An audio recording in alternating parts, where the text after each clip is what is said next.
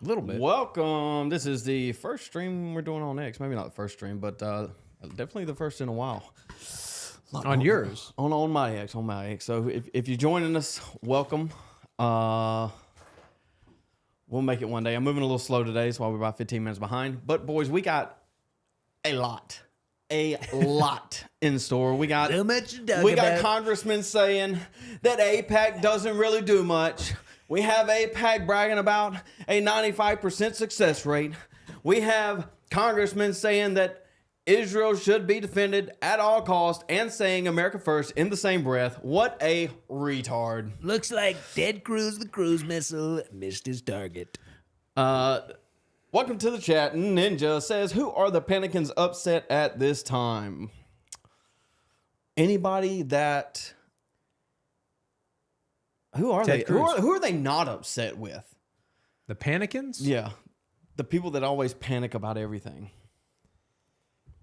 They're That's how empty you would vessels. define it, right? They're what? Yeah, they're empty vessels filled with fear. That's the name of the show. What'd you title this thing? We need better puppets? Yeah. Dude. America needs better puppets. So I watched the vast majority of this thing, and we're going to go through a couple timestamps on the back end of this. Before we get into that, there's a completely separate story being developed on Twitter right now, and Ted Cruz is trying to defend himself, and it's just not going well at all, Josh. It's not going well at all. I haven't. So appraise me of the situation. Well, I've we'll seen. catch up here in a second. Okay, yeah. Go Show the clip where he talks about the numbers in Iran, because that's the only clip I've seen. Okay. So I think we should start with that. We'll start with that clip because that's the one Tucker posted yesterday, and it is a little bit of a gotcha question, right? It should be an gotcha question. You know, should Ted Cruz know the answer to that? Yeah, he should, or at least ballpark. Come on, give me a ballpark, dude. But the problem is the response to the question. It's not the question itself. Right. And it's not even that he doesn't know. It's his excuse for not knowing, which you'll see in a second here. Don't bear with me, chat. 3, Ideally. 2, 1. This is from Colin Rugg. Can y'all see that on your screen? Kinda, not really. Fix it. Boom. Chris B, what's up, brother? Ted Cruz got cooked in by Tucker. Yes, he did. We're gonna look at a lot of this here in a minute. And again, the fallout from Twitter is almost worse than the actual interview itself. But this got posted yesterday after Tucker posted it on his channel.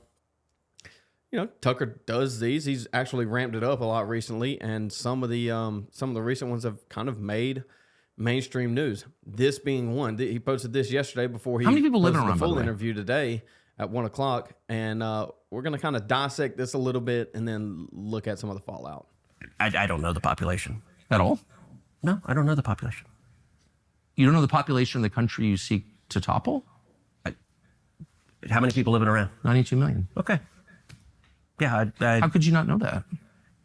How could you know I that? don't sit around memorizing population tables. Well, it's kind of relevant because you're calling for the overthrow of the government. Why is it relevant whether it's, because it's 90 million or 80 million or 100 million? Why is that because if relevant? you don't know anything about the country... I didn't say I don't know anything about Okay, what's the ethnic mix of Iran? They are Persians and What percent? predominantly Shia. Okay, this is no, cute. it's not Okay. even... You don't know anything about Iran. So Okay, actually the I am not country... the Tucker Carlson but expert on Iran. You're a who senator says, who's calling okay, for the you're one who overthrow of the claims- government. You're the one and you who don't know claims anything about the country. No, you don't know anything about the country. You're the one who claims they're not trying to murder Donald Trump. No, You're the I'm one not saying that. who can't figure out I'm if it was a saying good you don't idea to kill believe- General Soleimani, and you said it was bad. believe they're trying to murder Trump. Yes, I do. Because you're not calling for military strikes against them in retaliation. And if you really we're believe that... carrying out military strikes today. You said Israel was. Right, with our help. I said we. Israel is leading them, but we're supporting them. Well, you're breaking news here because the U.S. government last night denied, the National Security Council spokesman Alex Pfeiffer denied on behalf of Trump that we were acting on Israel's behalf in any offensive capacity. No, we're not at all. bombing them. Israel's bombing them. You just said we were. We are supporting This is Israel. high stakes. You're a senator. If you're saying the United States government is at war with Iran right now, people are listening. Okay. See, this is what people focus on. This first few minutes, right? The first part. Yeah, the first part. Like it's like they don't even make it a minute into the video. The problem is he conflates Israel and the U.S. He conflates them in the same essence, right? Yes. We're bombing Iran. Who is Which we are. Which we are. And by we, it's Israel and the United States. Yes. And then the fallout. Everybody that was quote tweeting this was basically saying that they were like, "Oh, it's a gotcha question. Ted Cruz doesn't need to know how much the population is." Oh, it's like, dude, that's not the issue. That's not the issue. The issue is we're bombing Iran, and he admitted to it. Jim from Florence says, "Did y'all hear Steven Crowder's today's simp for Ted Cruz?" I did not hear this. Did you? I didn't yet, but I don't doubt it, man. I don't doubt it. Yeah. I mean, honestly, I don't even know people that watch Crowder, other than just like for this. And no offense to you, Jim, but like just to kind of know what he's saying. You know what I mean? Yep. Yeah, I mean, we got a lot. We got Dave Rubin over here, Mr. Sodomite, kind of defending Ted Cruz the other day. This isn't the Ted Cruz one. This is probably going against Tucker. Yeah, he's just this whole news cycle right now is Tucker Carlson on Steve Bannon, Tucker Carlson, Ted Cruz. He is also coming off as more unhinged every appearance, over the top cackle at his own jokes, the intermittent bouncing between serious and sarcastic. It's just not fake. It's not fake. The problem is when you're discussing clowns or you're talking to clowns, it's hard to contain the laughter. Like Dave Rubin. Like how much what's the word I'm looking for? Exact can you get? I mean, you got the gay Jew parading himself around as if he's some political analyst. The gay kidnapper. Tucker is unhinged, says the guy who sodomizes men for pleasure and purchases children off of the market. Yeah. Bro, he's exactly correct here. But see, this all started yesterday. Well, I guess day before yesterday with Steve Bannon, and then steamrolled a little bit with the Ted Cruz thing. And then it finally got, the whole thing got published today. And I'll be honest with you, the full 2 hours today was almost worse than the single clip that he posted yesterday. Malarkey says, "I'll be damned if I get mushroom clouded because of sand jersey." That's pretty good. And, if we were to stop helping him, you'd be damned. Yep. We were talking about Mark Levine yesterday. Yeah, the bloodlust is insatiable. Mr. Wary's right here. He says, a dead man talking. I mean, they just want to kill anyone that they can if they have even the minutest of reason to do so. This is what October 7th was, right, Josh? It was a justification to raid, bomb, wipe Gaza off of the map so that they can move in. Right. They want any justification that they can have to kill people, to genocide, essentially. Well, and here's the thing. Look at what that guy is saying. Pull it back up, please. All it takes is a phone call from Washington to silence someone like Netanyahu. This could pave the way for a return to a diplomacy. Now, of course, Mark Levin will say that this is a lie. Like they're trying to trick you. This is, they're waving diplomacy in our face so they can build the nuke faster. But okay, if they wanted diplomacy, what would it look like? This just goes to show that the persistent narrative that these people are like illiterate sand savages. Funny enough, coming from literate sand savages, is basically has dominated the brains of so many people. And I was talking about that, like we kind of recently been going off on my full-time gig, being a little critical of the host, but I'll give him credit. He's not all the way there, but he's so much further down the road than all the other boomers. I mean, the callers today on that radio show were blowing my mind. I mean, Ken says some stuff that I agree with, but he has some like nuanced takes on things like the economy.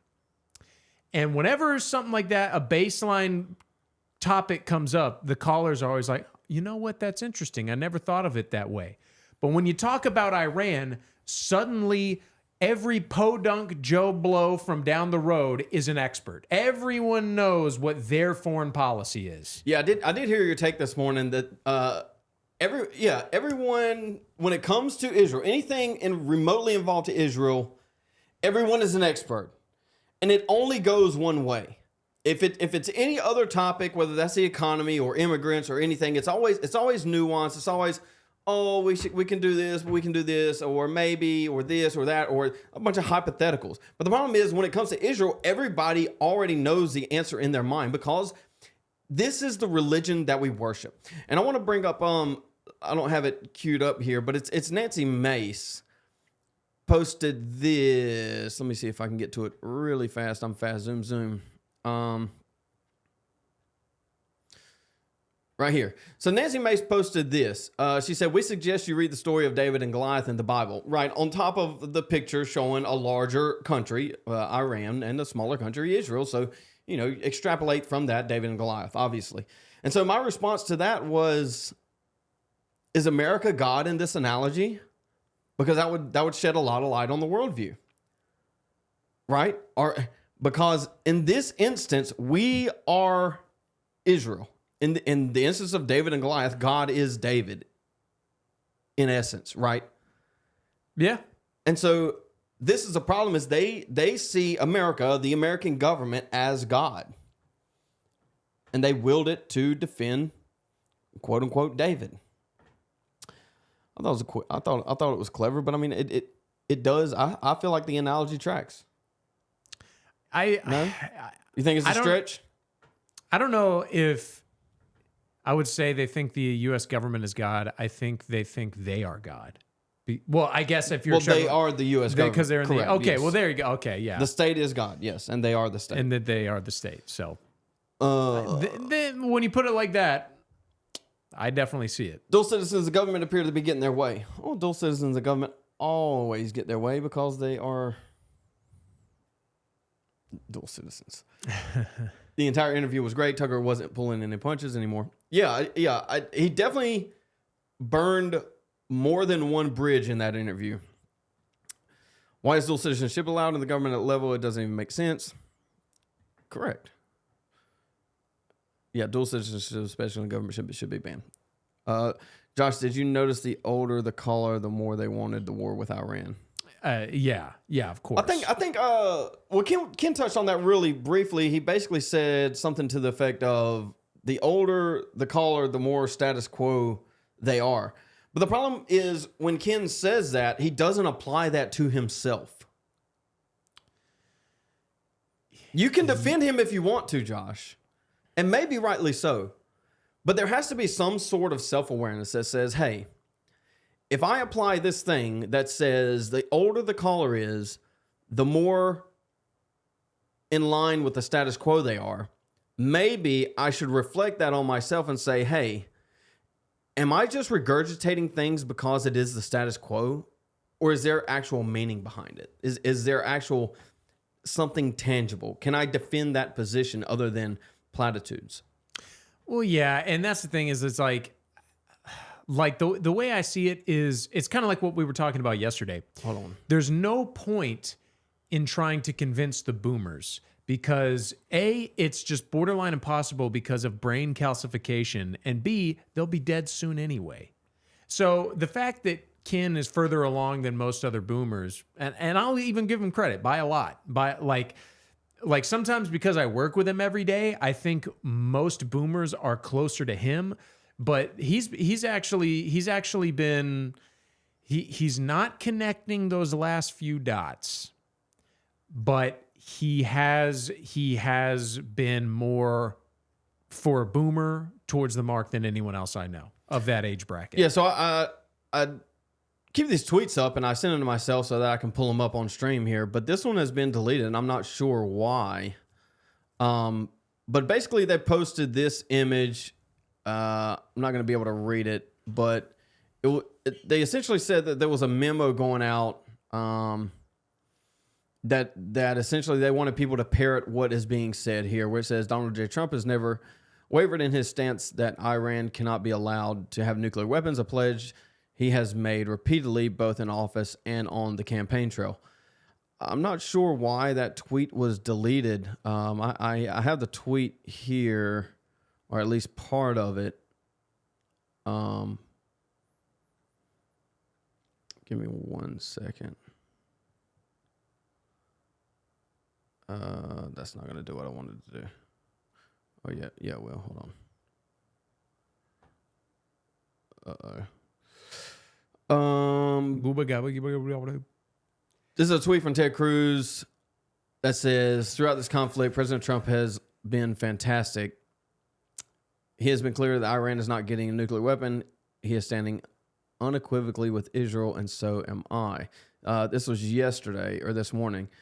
This is a tweet. It says, the White House sent emails to several politicians and political influencers that included talking points used to justify U.S. intervention in Iran, emphasizing Donald Trump's remarkable consistency, quote unquote, regarding Iran with nuclear weapons. Why was that tweet deleted, Josh? Gee whiz, I wonder why. I don't know. There's a real shocker there, boys. Real shocker. David had a sling, and I've seen people use sling and hit a bullseye every time. Didn't Goliath only have a spear? Oh, Goliath had like full-fledged armor. I think his armor weighed like a couple 100 pounds, if I'm something like that. Correct. Yeah, but to kill somebody with a sling I feel like is a lot. Well, and I think it's kind of implied that God helped, you know? Correct. Let's see. We're going to pull some of these clips up, and then we're going to jump into the full episode. If anybody has any questions or something that they want us to look at before we jump into it, let us know. This is Tucker Carlson posted this today on we don't share all of our intelligence with them, but we share a lot. That other clip. Does Mossad share all of its intelligence with us? Oh, probably not, but they share a lot. We don't share all of our intelligence with them, but we share a lot. It's a close alliance. Do they spy domestically in the United States? Oh, they probably do, and we do as well. And friends and allies spy on each other. And I assume all of our allies spy on us. And that's okay with you? You know what? One of the things about being a conservative is that you're not naive and utopian. You don't think humans are all... Part of the reason socialism doesn't work is the mantra for me. Dude, what's he talking about? Right, exactly. There's so much in this clip because he just bounces around. Let's take it a little at a time. We're going to take it a little at a time. Does Mossad spy on us? Here's the problem with socialism. Literally, what was that? 10, 15 seconds in? We don't share all of our intelligence with. I got a question. I got a question too, Josh. Like, are you spying on me? Yeah. You are?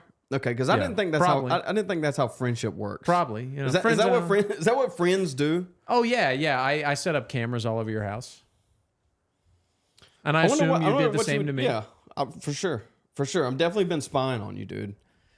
It's like our greatest ally isn't our friend because they spy on us. I mean, just on that basis alone. Okay, just on that alone. Here's the thing. I could even grant him, in foreign affairs, our relationship with other countries isn't based off of like a personal relationship. It's a transactional, it's business. And I can understand why other countries would want to know some of our secrets. Even allies of ours. I can grant that. Yeah, like here's nuclear plans. Here's the difference though. Is our system, our political system, our financial system, our entertainment system is almost the media, the universities, are they all infiltrated by the French? Are the French? It's the Qataris, dude. I'm telling you, it's the Qataris. That's even better. Is it the Qataris? Yeah, it's definitely the Qataris. There you go. Them, but we share a lot. It's a close alliance. Do they spy domestically in the United States? How close? Almost indistinguishable, you would say, Josh? At this point, yeah. Oh, they probably do, and we do as well. And friends and allies spy on each other, and I assume all of our allies spy on us. And that's okay with you? You know what? One of the things about being a conservative is that you're not naive and utopian. You don't think humans are all... Part of the reason socialism doesn't work is... He just, like, where does socialism come from, dude? He goes from conservatives aren't utopian, which he has this utopian vision that if we get rid of Iran or regime change Iran, there's going to be peace in the Middle East. Exactly. Like, that's his utopia that he's floating on right now. And I don't like his use of conservative because he is a neocon. The mantra from each according to his abilities to each according to his needs doesn't work.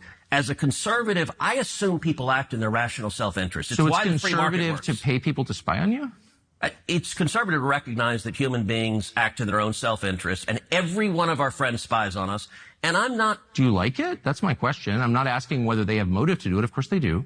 I understand that. And by the way, I'm not mad at them. But you're an American lawmaker, so I just want to... Not a problem. Not a problem. Don't worry. Hold on. I want to know your attitude. Yeah. You said that your guiding principle, in fact, the only principle, the only criterion... I said guiding, the overwhelming. I wouldn't say only. Is it in America's interest? Is it in America's interest for Israel to spy on us, including on the president? It is in America's interest to be closely allied with Israel because we get huge benefits for it. And you want to see the clearest... But I just want to stop on the spying for a second. That it takes place, as you know, and including on the president of the United States and several precedents. And I just want to know if that's okay and why is it okay? Wouldn't an American lawmaker say to a client state, you're not allowed to spy on us? I'm sorry. I know why you want to. I'm not mad at you, but you're not allowed to. Sure. And I don't care for it. I don't want to be spied on by you. It's kind of weird not to say that, but you don't seem able to say that. You don't seem able to say that because the cash flow dries up. Well, and that's the thing is we don't just like Israel is not the main topic of conversation going on right now for no reason. You know, like we constantly talk about like foreign influence, and here's what they do. If you say Israel has lobbying in our country, they go, well, lots of, like, I think he says later in a different clip, or maybe it was somebody else. They go, there's an Arabic lobby in our country. They're not the same. They clearly one is more influential than the other. And I think you brought up yesterday that the Arab one is not, or is rather registered under FARA. AIPAC is not. Correct. And is Bill Ackman, is Sheldon or Miriam Adelson? Tucker asked Ted Cruz that, basically bluntly. He asked him about AIPAC. We'll get to that here in a second. Let me see if I can get through some more of this stuff before we dive into... I mean, we obviously have this, and we'll keep referencing this because this is a major issue. I don't know if anybody knows what AIPAC Tracker is, but very useful tool. Sadly useful tool. Where's my eeny, meeny, miny, mo? That fix that? Yeah. Okay. I'm gonna leave that there so that we can bring it up every so often.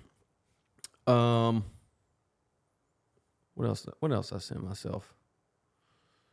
Oh, Ted Cruz being a retard again. Okay. Chat, what else y'all want to talk about today other than Tucker Carlson and Ted Cruz? I use AIPAC Tracker every day.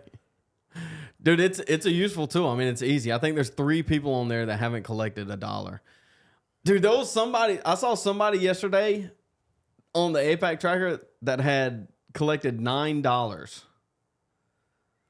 $9.44, I think, is what it was.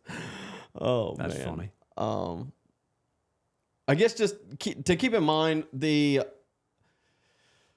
post that got deleted that we were talking about a second ago. I mean, this is JD Vance basically parroting that post almost to the T. Just basically saying Trump has been amazingly consistent right here. This is exactly what it was saying, that the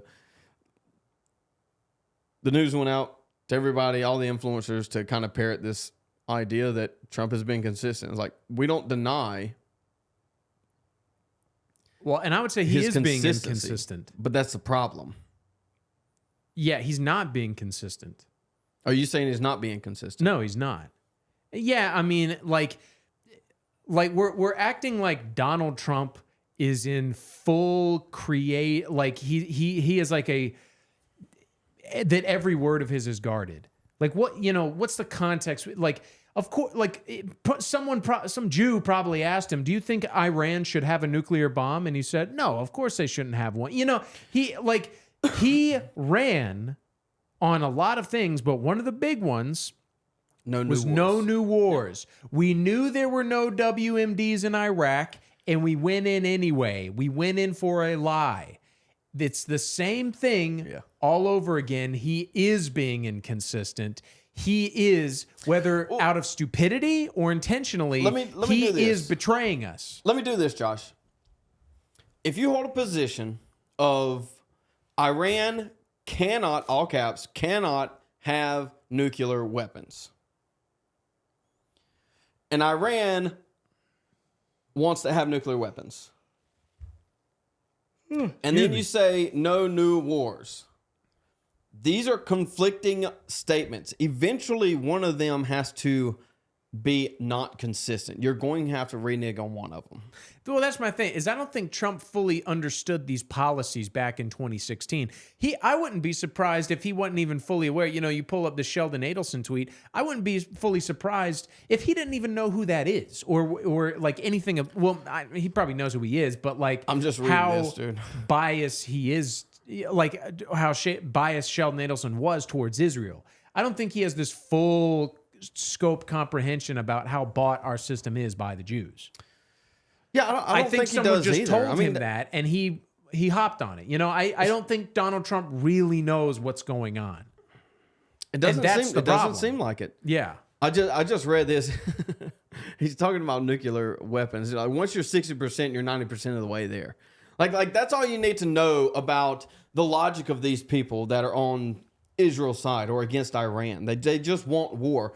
Whatever that they can say to wield it in the favor of going to war with Iran. Once you're like, okay, Josh, I just want to like close your eyes real quick and think with me for a second. I'm just going to make a short little sentence, and I want you to tell me what you think. Once you're at 60%, you're 90% of the way there. 40% of the time, it works every time. I mean, this is the logic that these people are using.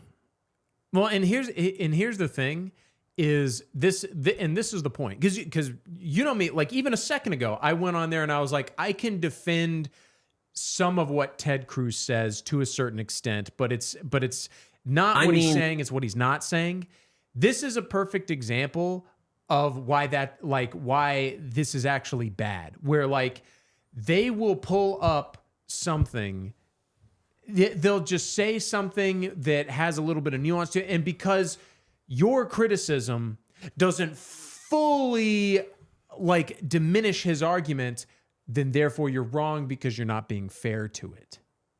Does that make sense? Yeah. It's like, what he's saying is 90% enrichment is what you need for a bomb. So 60%, and it's like, because you're not explaining the math, and it's like, that's the whole point, is they want you. Words are a weapon. Yes. They want you to get caught up defending some bullshit math, some Jew math, because if you're doing that, you're not criticizing the problem. Yes. Well, the problem is they are using the words. The problem is their logic is so flawed. And so they want to, they'll sacrifice a finger for the whole organism. Yes. And it's like we were talking about yesterday. What is America First? And where America First, all America First is a weapon now. And Ted Cruz, he does this to the T. I said yesterday, America First is just defined by the person who's wielding it. And Ted Cruz, I don't know if he does it in this video, but we'll get to the longer video where I know he does it. He basically says America First means safety for Americans. And then you define safety from there. All it is legalese from the Jew. I mean, Ted Cruz is a lawyer and gets his ass handed to him by Tucker Carlson. because their position is so indefensible. Anybody that's willing to actually engage in the position that they're espousing makes it impossible for them to defend it. Exactly. You just got to get to the position itself. This is Ted Cruz running cover. Go ahead. And again, you know me, I think Tucker Carlson's a spy. I don't think he's on our side. But kudos to him for this. This is the thing, is when you ask them a question and they ignore your question by bringing up socialism, then just ignore their answer. That's a good debate tactic, essentially, is just... Did we ever make it through that other video? Yeah, we did. Which one? The socialism video. Yeah. Oh, yeah. We were talking about that. Chad, I got to catch up real quick. We're neglecting the chat, yeah. Gates never took AIPAC money. Well, is that's that why true? I find believe that it hard because to he's not in office anymore, Josh. Well, okay, when you put it like that. Josh said, for instance, a runway jury, great cast selection, but completely Jewish written. I don't know. Dude, I don't know anything about movies. I can't stand Rubio. How are you a man when money has you by the nuts? Dude, it's all of them. It's all of them. Where's the AIPAC tracker? Pull it up. Boom, bang, pow. Ninja, welcome. He says, what is Tucker saying? Sorry, I'm late. We're about to dive into the full segment here, but about 30 minutes into the Ted Cruz interview, it gets kind of hot, and then he just doesn't let up. I mean, he's out here burning bridges for sure. Let's see. Well, yeah, Ninja's basically saying what you were saying, but that it's the same thing that Netanyahu brought his little bomb up with his lines saying 60%, 90% is halfway there or something. It doesn't make any sense. Are we there or not? Is it tomorrow or not? Let me pull while we're here, while we're kind of going over this. I want to show you a timeline of oh boy.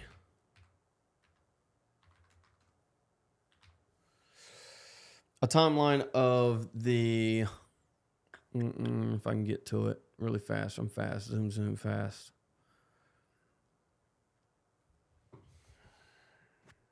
Josh, say words. Don't let him look at my ugly face.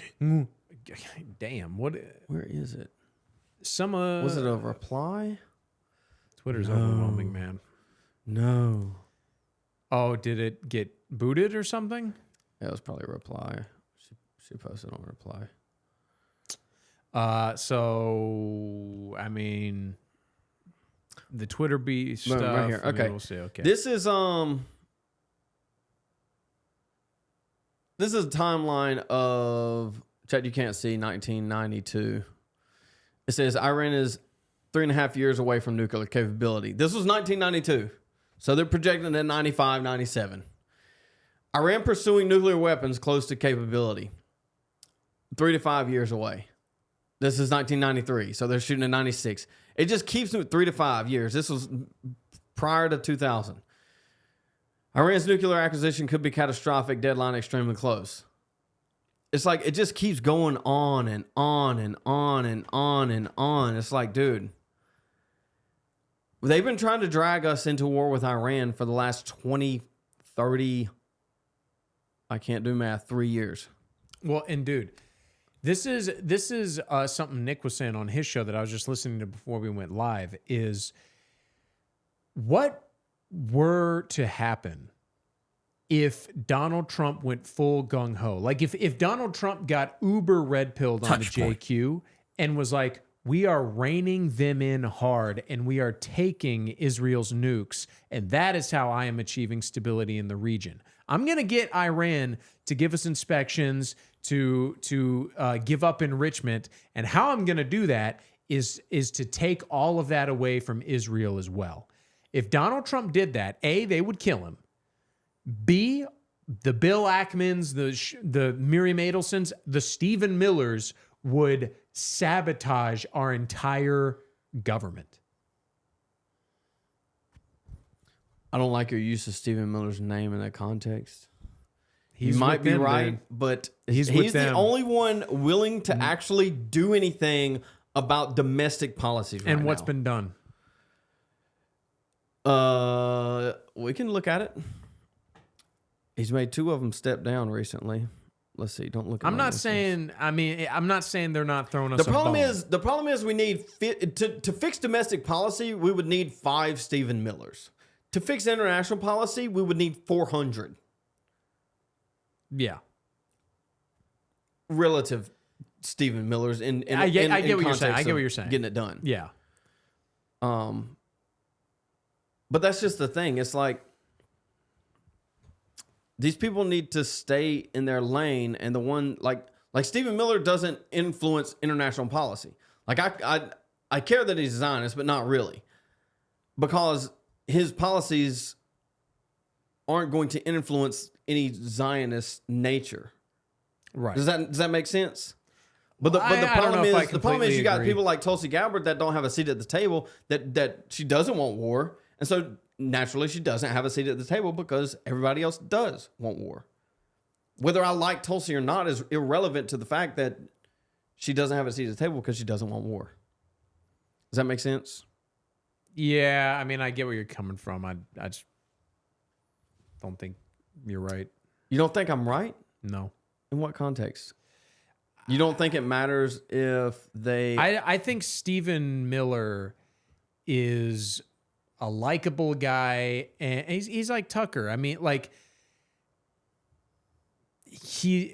I think the Jews are willing to throw us a immigration bone, but it's not gonna offer up any long-term solution. Like I saw a headline on Fox News today about how in May there were 0 people released into the United States from the southern border.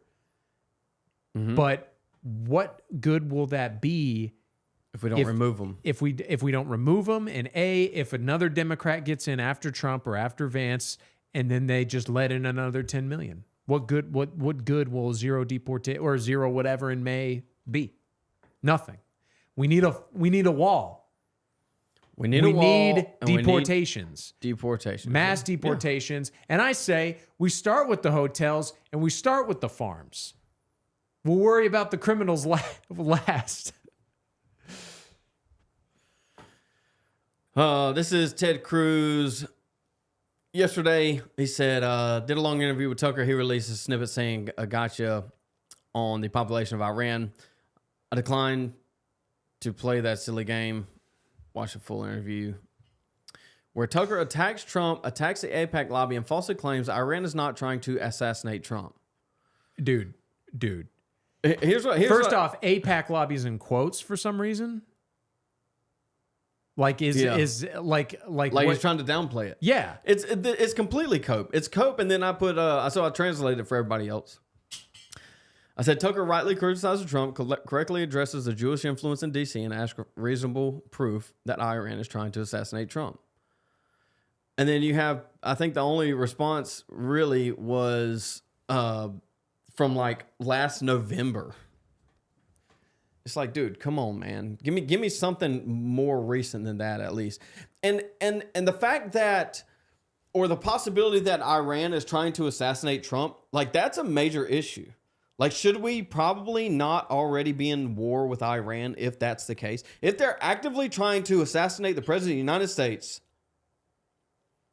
it's at least grounds for putting a label on it as something. Maybe not boots on the ground war, but... Well, and think about it. Think about this. This is the problem with most people is the news cycle. It just kind of goes over their heads and they forget about it. And I honestly forget if he was a congressman or a senator, but there was a congressman or a Republican congressman or senator who said that Iran was sending a drone mothership over New Jersey. You remember this? Yeah. It wasn't that long ago. And then nothing, like no one was like, what the hell? What are you talking about? And of course, normal people were at the time, but then like, where's that guy now? Is he like, has this affected him negatively in any way? No, they never will apologize. say whatever. And again, I mean, it was obvious to us, but even to normal people, it's like, what proof is there that Iran is involved with either of the Trump assassination attempts? Genuinely, tell me. And again, it's like someone called an anonymous tipster told us that. It's always that. It's always an anonymous tipster told us to go to war with Iran. Someone told the CIA that you need to chop your kid's head off and send all this blood in a vial to your nearest synagogue. They do it, dude. They would do it. If they thought you would do it, they would do it. Chat, I guess we're at a little bit of a stopping point. We're going to dive into this interview. There's timestamps on it. We're going to try to knock down as much as we can without getting copyrighted. But if you're here, go ahead and do me a favor. Drop a like on the video and maybe send it out to somebody before we get a little agitated at the Cruz. And I'm going to catch up on chat real quick. Anybody here? Jim from Florence. I actually recorded Jim's question this morning on Wake Up Carolina when he called in. Did he? I was gonna play it he online. told me he was going to ask it. No, I called. I got. Did you screen record it? Yeah, screen record. Oh, okay. You like listen to the rewind. No, I'm just fast. Jim from Florence says they are obviously losing the propaganda war on this. Why else would Cruz agree to an interview on Tucker? He knew Tucker would be a non-interventionist. I agree with that. I agree with that too. I think that. Well, they're losing on all fronts, and I mean, see, this is the thing I don't like about Tucker, but he does it as a defensive measure. He separates Israel from Jews. I don't believe that they are separable, but I understand why he does it, especially in this context with Ted Cruz. I think he is trying and really effectively getting ahead of the problem. I could see it. And I don't think that means betraying Israel. Well, sure. Wait, Tucker? Yes. I think that like here's the thing. Conservatives, and even I'm putting us in this category. We need to get Tucker's out. doing too much damage for him to be. Go ahead. I don't think so. I think we need to get out of this Illuminati mindset. Jews are a monolith, but they're also not. And by that, I mean, Netanyahu, what is he, like in his 70s now? He is going to be replaced by a younger Netanyahu. A younger Netanyahu, but a younger Jewish person.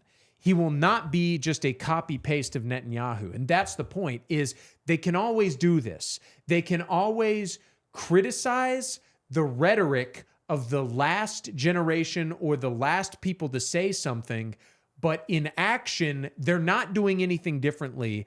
And again, I'm not passing complete judgment on Tucker Carlson. I think his criticism in Israel is a net positive, but what concerns me is he's a CIA spook.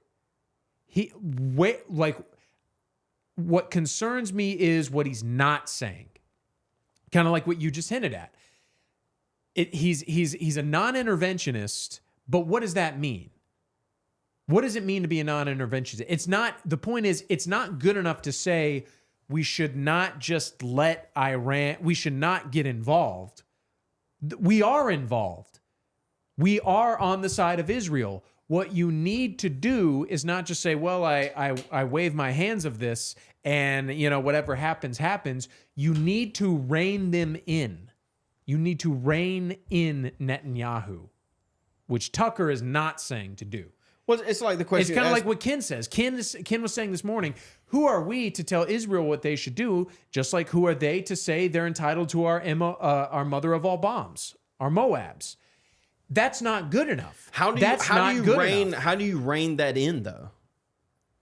Well, I mean, Tucker, like Tucker can't. But if Tucker were, no one can is the problem. It's a headless snake. They're everywhere. Who in Congress is going to be able to rein it in? What 15, 20, 30, 50, 100, 200 congressmen are going to be able to rein this in? None of them, because it doesn't exist to be reined in. Well, and this is my argument for the system has to be destroyed. You can't replace 400 congressmen in a single election. It's just not going to happen. And that is what is necessary for any type of reining in to occur. And now this is hypothetical and it's kind of a scary thought, but in my hopes and dreams and fantasies, the opportunity is lost. But what would have been great to see, and again, Trump's he's just not there. He's out to lunch. He's not as smart as we gave him credit for. And here's what I would have liked to see happen. Israel instigating the war with Iran almost a week ago would have been the perfect opportunity to break ties. And by break ties, I don't mean break ties. I mean to rein them in. To say, whoa, what the hell? I'm trying to instigate. I'm trying to sue for peace with Iran, and you went behind, like Trump. And that's the problem, is Trump wouldn't fall on that sword to make it look like he wasn't in control. What he should have said was, they went behind my back, and I'm reining them in. I'm taking, we're going to, and like slow roll it. Obviously don't come out and say we're taking their nukes, but he goes, they think they're entitled to our help and they're not. And basically what you would see, the reaction to that would be the Bill Ackmans, the Miriam Adelsons, the Mark Levins, the what's his name who runs Fox. All of these Zionist occupied people would openly expose themselves. And if it became to the point where they were like just short of killing Trump, going after him, and this is where it gets kind of crazy, but how cool would it have been for him to basically institute martial law and basically say, we're like, look at this, people, we're infiltrated. And the thing is like that's like a crazy fantasy. That wouldn't have happened, even if Trump had come out and tried to rein in Netanyahu. I believe, you talk about like, different issues, 10, 15, 20 years. I believe it's going to take a lot longer. What we need to do now is focus on just letting the Jew be the Jew. Well, they'll they're expose destroyed. themselves. Yeah, they're exposing themselves. But exponentially now. But the problem is there's a younger, smarter generation on the rise with them too that we need to be aware of. Yeah, fairly good point. Chris B says Josh didn't watch the same interview that I did. Tucker was destroying Israel and Ted for hours. I don't think Josh has seen the interview. That's true. I haven't. But Josh does have a point. Tucker. Let me be. I put Tucker in the same bubble as someone like Andrew Tate. These people have massive influence. They have background with parents or themselves in some type of intelligence agency, CIA, whatever, and then they still maintain this thing. I think Andrew Tate kind of went a little too far, and so they slapped him on the wrist and put him in prison. And so he doesn't push the same, at least to the same point as he used to. And Tucker Carlson is playing the same game of kind of getting ahead of what is coming, I guess, and trying to play. The problem is this isn't a two-sided match. Yes, it's chess, but there's like 20, 30 people playing the same board. Yeah. That's kind of the point I'm making to you, Chris B, because I get where you guys are coming from, but what I'm saying is we need to be mindful, because just because the other player isn't winning in every single move does not mean they're losing. That's kind of what I'm getting at. Chris B followed up against it. Trump becoming top age definitely isn't going to happen. No, I know. No, definitely it's not. Josh needs a truth or tune and smoke in the background right now. I don't know what truth or tune means. Is that like I guess he was thing? talking about your camera shot. Oh. Yeah, this shot, I'm angelic. I'm like glowing. Look at my hands. Let's go. I got beams of light. Chat. Ready. Oh gosh. What have you done? Who said we were arguing? We're not arguing. Maybe we should. I disagree with Josh on Tucker. I think he's off the plantation. The CIA plantation. But I know. I was trying to get Thank you, Josh. Ninja. I was trying to get Josh works on the radio, and so he can look wherever he wants to. I was trying to get Josh to look at the camera while he was Oh, talking. damn it. That way we can clip Oh. it. But he doesn't think about things like that Yeah, because I know. he's 'Cause in I the can broadcast just- and not the production side. Because of I'm things. talking to you, so I'm looking at you. I know you gotta look at the camera, dude. You gotta look at the people. Ninja wants to see the Jufro face. I love you, Ninja. The thing is, so I'm looking right at the camera. So obviously I can't see what it looks like. Yeah. Whenever I kind of catch over, it doesn't look like I'm looking directly at it. You're looking directly at it. Am I? Okay. Yeah. So you don't have any arguments. We argue. I don't know. Yeah, I don't know. In what context are you talking about? Chris B enjoys the back and forth. That yeah. We should go back. Like I'll say something, you go, You say something, I'll go, and then that's the show. That's the show. Let me see if I can pull this up real quick. I don't know if Jim's still here. I want to pull this up real quick. Let's see if I can. Iran having a nuclear bomb in Iran, or us allowing the infiltration of our country with quote unquote Muslim refugees. Just there's the Arabic state. What's the Arabic saying that oh Muslim, there's a Jew behind me killing. So while we focus on Iran, we're not focusing on getting rid of the Muslims that are in our country that are an actual threat to us, just like what happened in Boulder, Colorado, where Americans were actually killed by an Egyptian and set on fire. Do I want my sons to die in the hills of Iran, the mountains of Iran, to prevent them from having a nuclear weapon? No, because I think the threat is already here, and we need to address it here. Thank you. That's an issue of immigration, isn't it? Jim is exactly correct. And this is the argument that they keep making this argument. Oh, Iran is radical Islamist. They're going to use the nukes if they got it. Well, the problem is they're over here already. These radical Islamists that you're so scared of that you want to push the this idea of radical Islam bad, which I agree. Let's fix the radical Islam problem here rather than trying to go over there and allow it to fester over here. Does that make sense, Josh? I want to pull something up real quick. This is a map of literally who's more of a threat? All of the Iranians over there or Ilhan Omar? This is what I want to pull up. This is a map from Massey posted this. I don't know if y'all can see it that well, chat. Let's try this.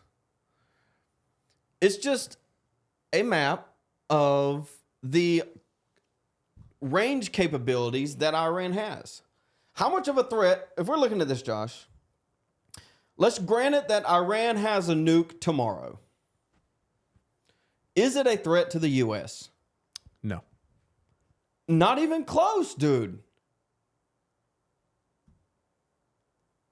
It's not even close. Well, I know. You know what is a threat? The radical Islamists that are running around free, starting entire new cities, probably states soon, inside of the United States. I agree. We need to get our own house in order. And the thing is it's like, I don't even believe that Iran is as bad as everyone says it is. I'm no foreign policy expert. I don't know everything there is to know about the situation going on over there. But the truth is like, it's so obvious the lies we're getting from one side. To me, it calls into question everything we think we know about the other. Yeah, I don't know, man. Where'd your Tate was overturning feminism, and they got him for it. Josh, did I Very delete right, you? Malarkey. What have you done? Where's your face at? It's gone. I can fix it.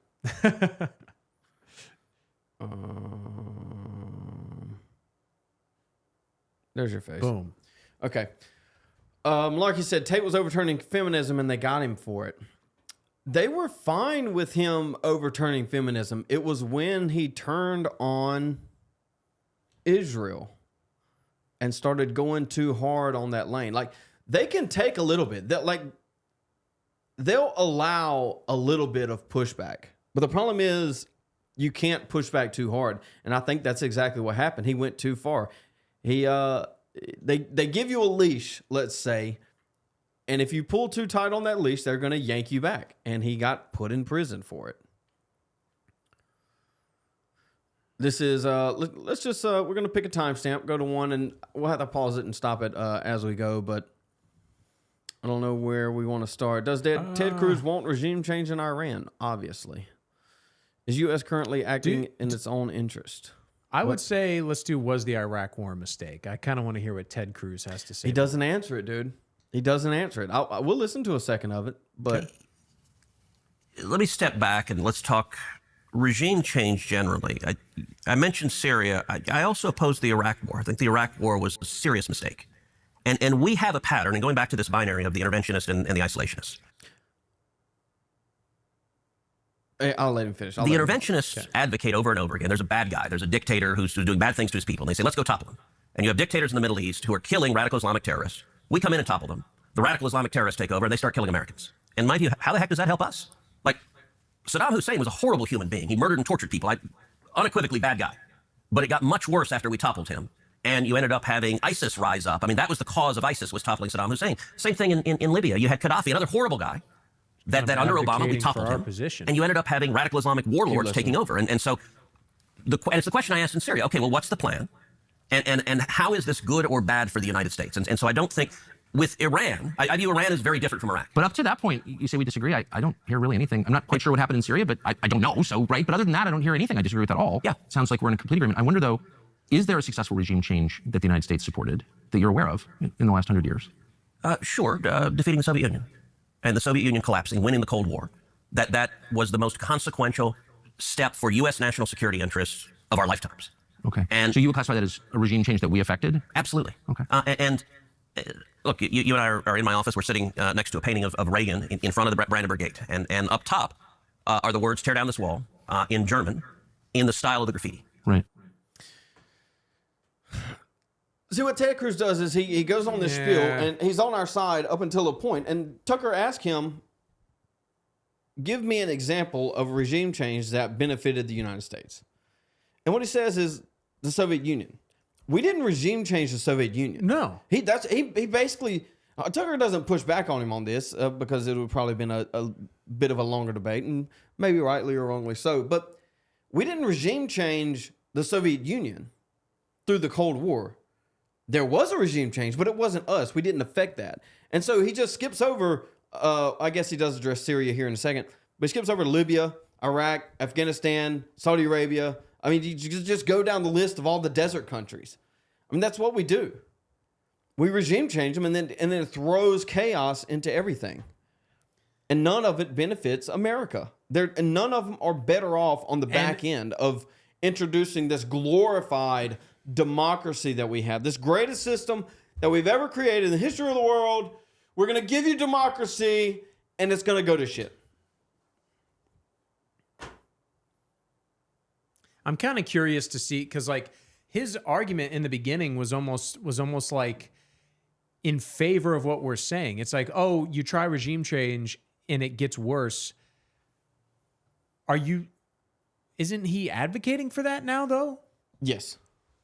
Yes, what's his point then? Like, well, they try to. It's wordplay. They try to skirt the issue with these words that you want to hear, basically. And believe me, I understand that. But literally, I don't know how you can skirt around. It goes, listen, you're 100% right. This won't work. Let's do it. Well, what's 60% of 90%? Like, how do you equate 60% and 90%? Like, you can't. Like, you can't equate, oh, this never works, but we're going to do it anyway. In America's interest, and then you ask, how does that benefit America? Well, American security. America first means American security. In what way are you helping secure Americans?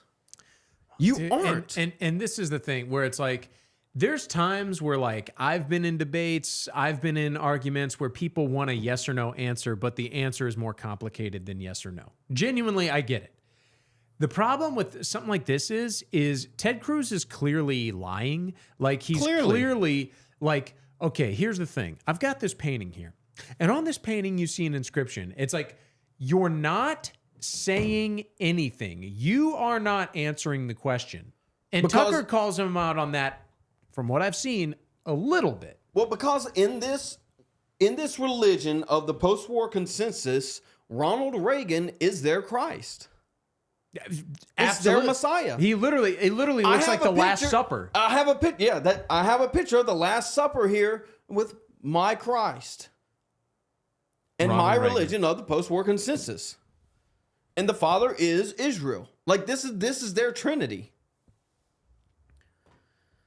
It's so obvious to anyone that can put 1 and 2 together. It's not that hard to get there.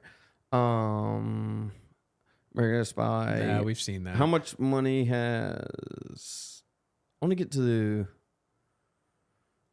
The question: Israel spies on us. Well, so does every other country. Why are you mad at Israel? I guess. No. I'm hardly the one. So I've never taken money from the Israel lobby. Have you? Taking money from the Israel. From AIPAC.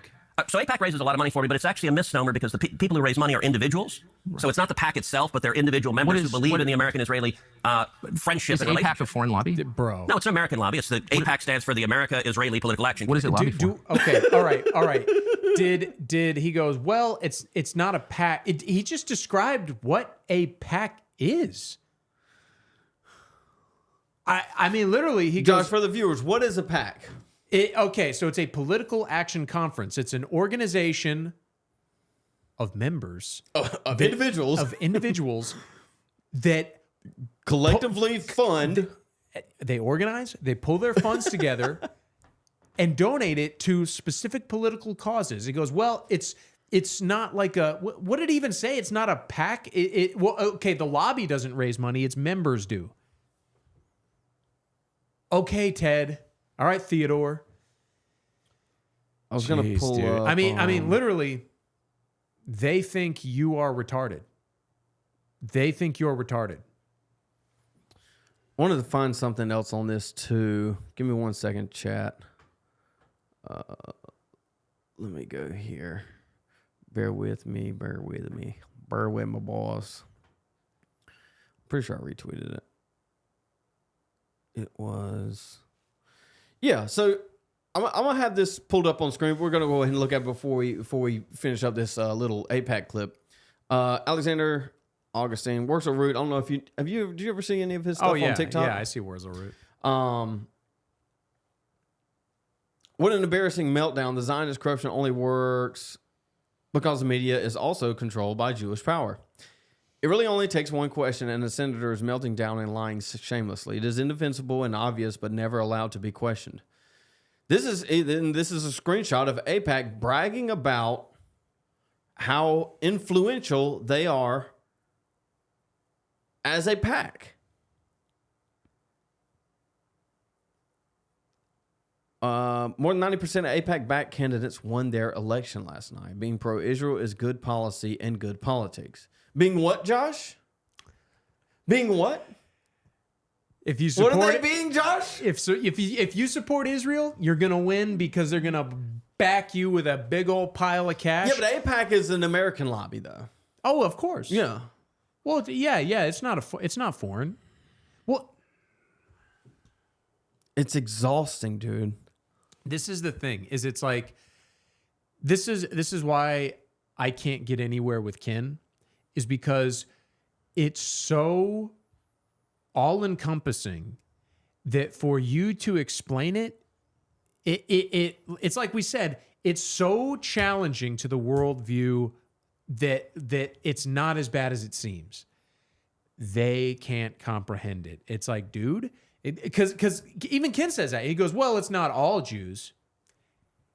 It is. It is all Jews. It's every... It may as well be every single one of them. I mean, and even if it wasn't, all the ones that have money and power, It is all of them. It's Jerry Seinfeld. It's freaking Larry David. I think Fisher said it. He said, if it's not all Jews, then where are the good ones? The good ones should be pointing out the bad ones and funding against them, but they aren't. Only in a proxy against them in that it is still pro-Israel. And even the good ones, they're only good because they're pro-Palestinian, because they are like hyper liberals. Yes. So they're not even good. Well, I guess you're thinking about somebody like Dave Smith, but I wouldn't. I would say Dave Smith is a plant. I would. You think Dave Smith is a plant, but Tucker Carlson isn't? Mm-hmm. Well, Maybe we'll debate Tucker that has history sometime. and a little bit of arc to his argument. Jim says the reason for the pop was so important is because Iran is so large, regime change would be impossible, causing destabilization, putting dangerous weapons in the hands of irrational actors. I mean, yeah, I'm not saying. I guess I kind of downplayed that. I'm not saying that the population question doesn't matter. I think the population question does matter, but everybody focusing on that and not focusing on him literally admitting to the U.S. dropping bombs on Iran is a problem. It's just misdirection. And it was every single tweet on my feed yesterday. It was like, oh, they were also bad faith questions. They were trying to compare them to questions of I don't even remember some of them, but they were trying to bad faith the question that are completely irrelevant to what is actually happening. I mean, the population question is relevant to what is happening. 100 million people is nothing to shake a stick at, Josh. Okay, 92 million. Sorry, 92 million. I agree. But the nature of regime change is destabilization. It really doesn't matter what the population is. Destabilization is going to occur. Copy and paste every dirt country that we've done in the past 30, 40 years. What did Kim was going on today about something, and then what did he say? He said something like 50 years, and then he corrected himself to 70 years, and I was like, yeah, that's more accurate. I can't remember exactly what it was, but it was something about Israel. I was like, yeah. I don't remember. Let's see, where are we at? Let's finish this AIPAC question. So, to be honest, not a whole lot effectively. Listen, I came into Congress 13 years ago with starting to recognize that human beings act in their own self-interest, and every one of our friends spies on us, and I'm not... Do you like it? That's my question. I'm not asking whether they have motive to do it. Of course they do. I understand that. Only principle, the only criterion. I said guiding, the overwhelming. President. It is in America's interest to be closely allied with Israel because we get huge benefits for it. And you want to see the clear... But I just want to stop on this point for a second. That it takes place, as you know, and including on the President of the United States and several precedents. And I just want to know if that's okay and why is it okay? Wouldn't an American lawmaker say to a client state, you're not allowed to spy on us? I'm sorry. I know why you want to. I'm not mad at you, but you're not allowed to. Sure. And I don't care for it. I don't want to be spied on by you. It's kind of weird not to say that, but you don't seem able to say that. Sure, I would say don't spy on us. They're going to anyway. And by the way, the Brits are, the Canadians are. Like, I don't think... Well, I'm not for that at all. I think it's disgusting, but we don't actually pay their... we're not their most meaningful sponsor. We're not sort of paying for the operations of the British government. I got to say, and this is, it's weird. We're talking about isolation. It's the obsession with Israel. Why is Israel... Well, I don't think I'm obsessed with Israel. Okay, but I think a lot of people are. And like the question, Israel spies on us. Well, so does every other country. Why are you mad at Israel? I guess... I'm literally what I said earlier. Well, they all do. What's the big deal? Why is everyone so obsessed with Israel? They're the little guy. They're David and Goliath. I'm hardly the one who... I've never taken money from the Israel lobby. Have you? Taken money from the Israel... From AIPAC. So AIPAC raises a lot of money for me, but it's actually a misnomer because the people who raise money are individuals. Right. So it's not the PAC itself, but they're individual members who believe in the American-Israeli friendship. Is the AIPAC a foreign lobby? No, it's an American lobby. It's the AIPAC stands for the America-Israeli Political Action. What does it lobby for? So, to be honest, not a whole lot effectively. Listen, I came into Congress 13 years ago to me, with the stated intention of being the leading defender of Israel in the United States Senate. Right. I've worked every day to do that. It's such a delusional line, dude. To be honest, followed by a blatant, retarded lie. With the stated intention of being the leading defender of Israel in the United States Senate. Right. I've worked every day to do that. AIPAC, a lot of times, right. I've worked every day with the stated intention. Came into, so, to be honest, not a whole lot effectively. Listen, I came into Congress 13 years ago with the stated intention of being the leading defender of Israel in the United States Senate. Right. I've worked every day to do that. AIPAC, a lot of times, AIPAC, I wish were much more effective. Like, they're folks on online who are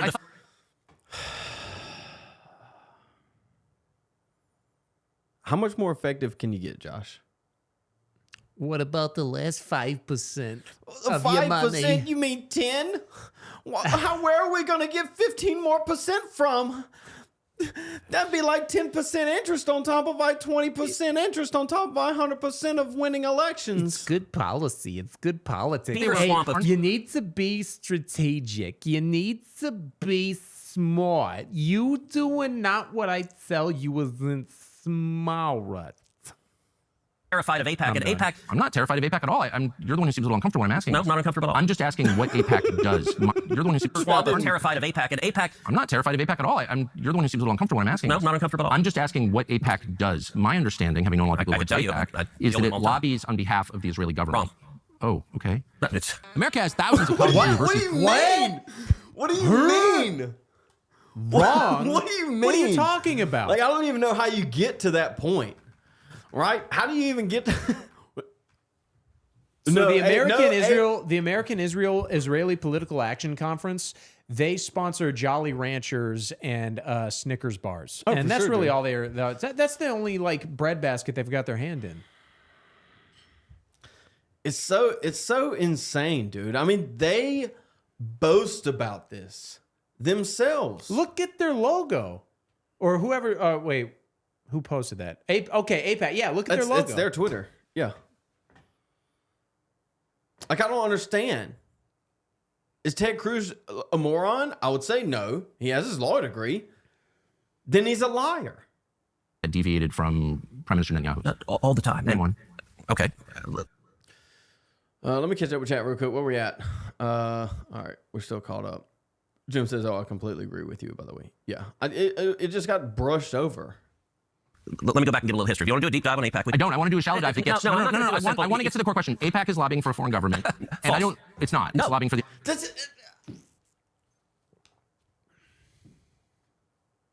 I think he has to say that. Yeah, of course. Because if he sees that they are lobbying for a foreign government, then he sees the ground that they have to register under FARA. And Yes. that would blow everything up. So he cannot say that it is in the Israeli lobby. You're right. That's the deal that Ted Cruz has. United States. it is lobbying for a strong U.S.-Israeli relationship. Okay. So it's not has nothing to do. What does that mean? What does that mean? What? Josh. Let me throw a bunch of words at you. Let me lie to your face, throw some words at you, and kind of skirt on by. Let me skirt around this thing. Government. And I don't. It's not. It's lobbying for the United States. It is lobbying for a strong U.S.-Israeli relationship. Okay. And So it's not has nothing to do with foreign government. it wants America and Israel to be closely allied. Okay, but it's lobbying on behalf of the interests of another country. So that's not true at all. And if It's you, not true. No. How much contact do you think AIPAC leaders have with the government of Israel? No idea. I Any, imagine do you think? some. I think the government of Israel is often frustrated with AIPAC Do you think because there's AIPAC's any? not nearly strong enough. Do you think there's any coordination between the government of Israel and AIPAC? Do they talk? Sure. If you're lobbying for more U.S.-Mexico trade, would you talk to people in the U.S. and Mexico and the government? Sure. Like if. So I'm not mad about that. There are a million countries that lobby Washington. I like a lot of those countries, including Okay, Israel. but AIPAC are Americans. But They're not hold Israelis. on. There are tons of Americans who lobby on behalf of foreign governments. I know them. I'm related to some of them. I know how it works. I'm from here. So my question is not, is it outrageous that foreign governments lobby the United States? They all do, okay, including Israel. My only question is, why don't we admit that is what's happening? You're denying it, but it's true. And Because what you're saying is false. Why aren't they registered What as a you're foreign saying- lobby? Because they're not. They're not a foreign lobby. No, they're not. And this is the. Josh, if I say they're not, they're not. You know, if I say the words that they're not, then they're not. You know, I said it, so therefore it's true. Okay, yeah. See, here's the thing, Tucker. All the people on AIPAC were born in the United States. Now I know being born here gives you automatic citizenship. Don't pay any mind to the fact that they are basically born again Israel worshipers and have like dedicated their entire existence to the preservation of the Israeli state. But they're Americans. They're Americans. They're not Israelis. They're not people that came over here. Revoke birthright citizenship retroactively and deport every one of them. There's a fever swamp. Look, It's not a fever swamp. These are very reasonable questions, and you've accused me of being obsessed with Israel, which I'm not. I actually haven't. I've said And of being isolation. feverish about it, which I'm not at all. I find it's a very tender spot when you ask it, and I don't know why. So, Tucker, all right, let's go back. I was first elected to the Senate in 2012. I came in in Obama's second term. And I actually saw AIPAC be badly wounded in a way they never came back from. And the second term is when Obama did the Iran nuclear deal. And the Iran nuclear deal, I think, was catastrophic. And AIPAC went all in lobbying against it. Yeah. And they failed. And I was the leading opponent of the Iran nuclear deal. Oh, I know. They definitely failed, yes. They failed. And what happened, the Obama White House told every Democrat, when I got here, there used to be real bipartisan support for Israel. That has largely disappeared. And it's the Obama nuclear deal that caused it, because the Obama White House told every Democrat, pick. You either stand with Israel or you're a Democrat and you stand with the Obama White House. And almost every single Democrat member of Congress said, I'm a Democrat first, to hell with Israel. And then I just don't even believe that for a second. He said Lion Ted, that's his name, Lion Ted Cruz. Yeah, I mean, Trump gave him this name. But the problem is he used to be good at lying. He's not even good at lying right now. He's not even good at it. Like, dude's supposed to be a lawyer and he can't even lie to a journalist. Like, get good, dude. You're not even good. Like, they're not sending their best. Or maybe they are. Are they sending their best, Josh? I don't know. America needs better puppets. I watched as AIPAC, every one of those Democrats got reelected, and AIPAC did nothing about it. And it dramatically reduced AIPAC's influence. I agree. I watched it happen. And by the way, I told AIPAC, I said, look, the analogy, if the NRA was supporting a bunch of politicians and cared about the Second Amendment, and you had politicians that vote to confiscate people's guns, and the NRA turned around and raised money for the people who voted to confiscate guns, you know what? No one would ever care what they said again. So you're making the case that AIPAC is not as powerful as people say it is, and I completely agree with you. I've watched that, and I'm not making the case that AIPAC is all powerful and they're running everything and putting Florida in the water. I'm not making the case at all, because it's not true.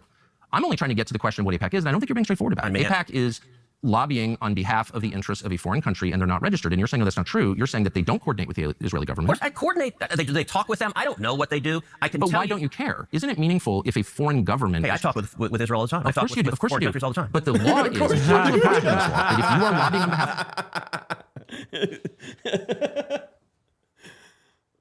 If a foreign government... Hey, I talk with Israel all the time. Of course you do. Foreign countries all the time. But the law is, a lot of people are prosecuted under this law, that if you are lobbying on behalf of a foreign government, you must register. That's it. It's really simple. And I don't know why, if I'm working from Malaysia or Qatar or Belgium, and I'm working on behalf of its government's interests through a group of Americans who are representing the friendship between those two nations, I have to register under the Foreign Agent Registration Act. And if I don't, I can go to jail. People have gone to jail, including people I know. So I don't understand why we don't just be honest and say they're lobbying on behalf of a foreign government, they're coordinating with the government. You know that that's true. That is not only not true, that is false. They're not coordinating with the Israeli government? Do you know how AIPAC raises money? Hold on, dude. It's textbook, dude. That's not only not true, it's false. Yeah. What do you mean? What kind of logic? Obviously, if it's not true, it's false. This is the logic game the problem is he's got so many hoops he's jumping through in his mind that this I don't even know what it's called. It's just obviously logical that the thing that is not true is false. And that comes out of his mouth because he's got so much other gymnastics going on in his mind that he's trying to jump through in this Tucker interview. What? For elected officials, like what they do, like what the actual mechanics is? I mean, they go to people who are sympathetic to Israel and raise money and then send it to candidates who agree with them. So what they'll do is, in my last election, AIPAC endorsed me. And they'll host a fundraiser. And they'll host a fundraiser in Dallas or Houston or Atlanta or New York or LA. And they'll do a fundraiser, and they'll get someone who'll host it, and it's usually a business owner, lawyer, doctor, someone who hosts it. And you'll get typically at an AIPAC fundraiser 30, 40, 50, maybe 100 people who live in that city, right? Who care about a strong U.S.-Israel relationship. Yeah. And if they have 50 people, each of them writes $1,000 check, and you raise $50,000. Yeah, I've been to an AIPAC fundraiser. I know what it looks like. But that is not. And by the way, there's no representative of the Israeli government there. You have when you're in Dallas, you're meeting with false and silly conversation. I know all this. The question is are AIPAC's goals shaped by the goals of the Israeli government to any extent? Okay, that's a really different simple from question. lobbying on behalf of. It's a simple question. Are AIPAC's goals shaped by the goals of the Israeli government? And I'm just going to ask you. He's trying to do himself out of this situation that he's put himself in. But I think he has to. It's necessary for him to remain in his seat. Yeah, of course. Somebody put on the on Twitter earlier. They said something to the effect of Israel. I'll have to find it. But basically, I said they don't pay to put people in seats. They pay to keep the seats. Does that make sense? Mm-hmm. The blackmail is what controls their decisions. The money is what allows them to remain in power. Right. Does that make sense? Yeah. Does that make sense, chat? Question straightforwardly. And if you say no, I think we both know that's not true. Hey, are they shaped by? Are they coordinating with the Israeli government? Are they talking with them? Yes. The Israeli government? Directing them? You want to talk about FARA, the law on lobbying on behalf of someone? Yeah. It is I hire you and you lobby on behalf of me. I direct you. Does Israel direct AIPAC? No, they're not lobbying on behalf of them. Do they care about them? Yes. I mean, he's arguing that AIPAC is a shell corp. Like, okay, it's still foreign influence. Yeah, I mean, like, It's an unwinnable argument. I mean, we're like, oh, is Ted Cruz smart? Of course he's smart, but he is taking money and he is trying to defend something. He's trying to convince you that it's no big deal. And the way he, for whatever reason, the way the hill he's willing to die on is that it doesn't do exactly what it is there for. Well, the reason it doesn't do exactly what it is there for is because it's intentionally shady. And again, it's like, well, how could you criticize AIPAC when they don't get everything they want every single time? Where they didn't try to depose every single Democrat in 2012? Like, what are you talking about? Also, Jews are Democrats.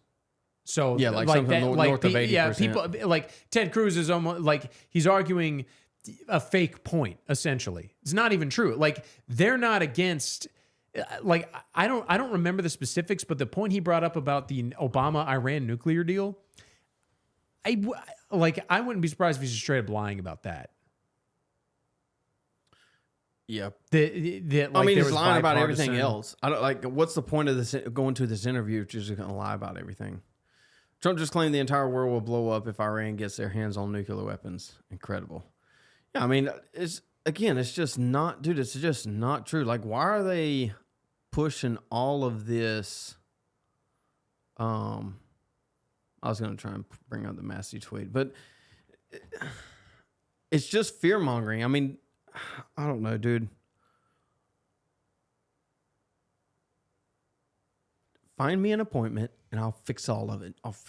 Just get me to DC and I'll fix it. It's just interesting because what you're now describing in a very defensive way, I will say, is foreign influence over our politics. No. And you began, and it's so transparently obvious to everybody. I don't know why you'd be embarrassed of it. You've said that you are sincerely for Israel. I believe you. I don't think you have some weird agenda. You seem to be sincere. By the way, Tucker, it's a very weird thing. The obsession with Israel. When we're talking about foreign countries, hardly an obsession. You're not talking about Chinese. You're not talking about Japanese. You're not talking about the Brits. You're not talking about the French. The question: what about the Jews? What about the Jews? Oh, I'm an anti-Semite now. Senator, you're asking the question, Tucker. You're asking why are the Jews controlling our foreign policy? Senator, that's what you just asked. Hardly saying that, and I have. That is exactly what you just said. Well, actually, I can speak for myself and tell you what I am saying on behalf not simply of myself, but on my many. Now, this is where it's like, I mean, if like where do you think Tucker is? What do you mean? Tucker just said he doesn't think that the Jews are in control of our. I think Tucker largely believes that they are, but for the sake of debate, he doesn't cede the ground.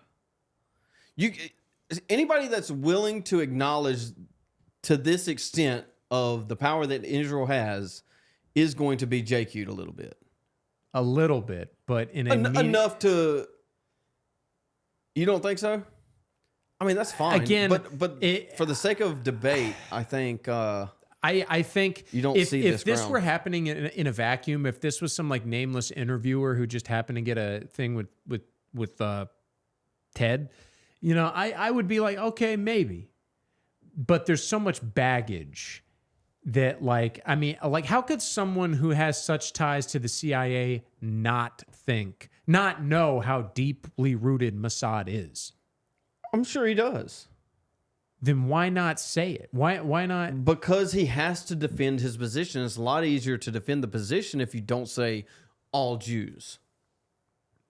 Because when he says you're anti-Semite, essentially is basically what he said. He's not. He has a position. He's not saying that it's all Jews. What he's not saying is that they like influence our government to the degree that they do.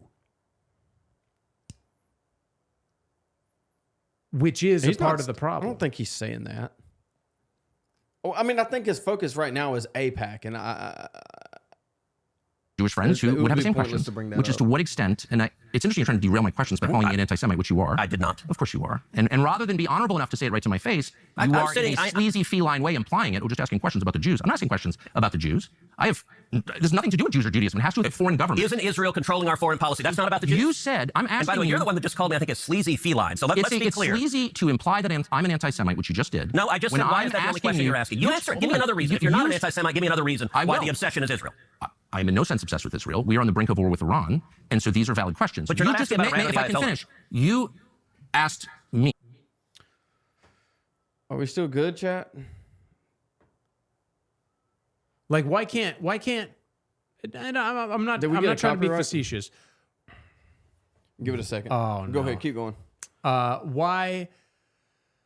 I was gonna say, I think we're like, we weren't tucking it away when we started talking, kind of Yeah. like right now. But basically, why not say at the very least, and I'll cede for the sake of argument that he needs to be tactful. I understand that, but why not say that Netanyahu defied Trump's orders? Hold on, let me put this in chat. Okay. See if we can do this. We have a Rumble channel, Malarkey, and we're actually streaming to it right now. Is it Zeb Boykin? No, I don't think it's actually streaming. I've got to figure it out. I don't know why it's not. Damn It's it. supposed to be. It's supposed to be streaming. Streaming suspended for policy. I thought we stopped it good enough, long enough, fast enough. No, no, Josh. No, we played too long. Did we?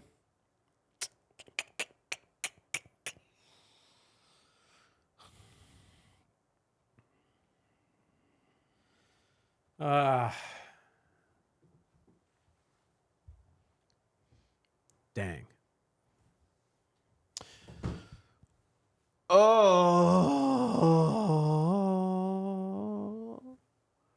Yeah, I don't think we're up on Rumble. I tried to use Rumble's key, but they didn't work. There we go. It caught that. What's up, chat? W. Masada Attack says Henry Dozier. Nope, we're back, boys. We're back. Henry Dozier. Is he new? That's Malarkey. That's the next chat. What's up, brother? That's his name? Henry? I don't know. What is it? Is it? Maybe. Don't dox him, dude. I'm just kidding.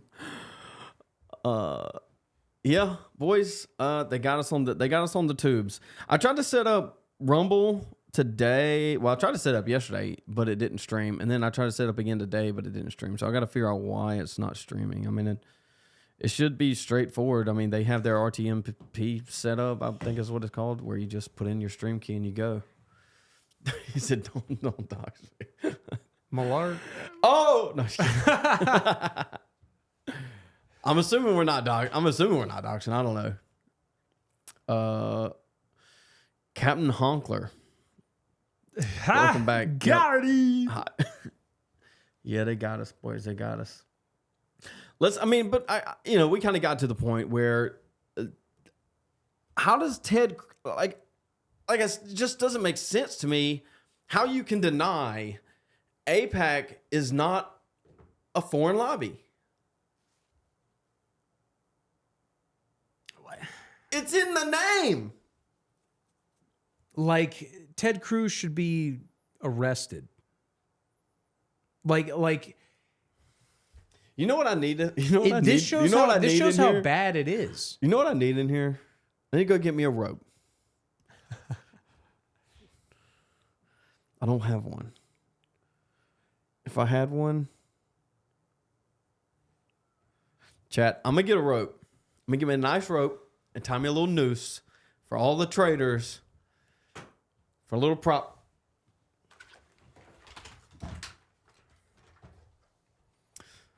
Wait till I get me a rope, Mr. Cruz.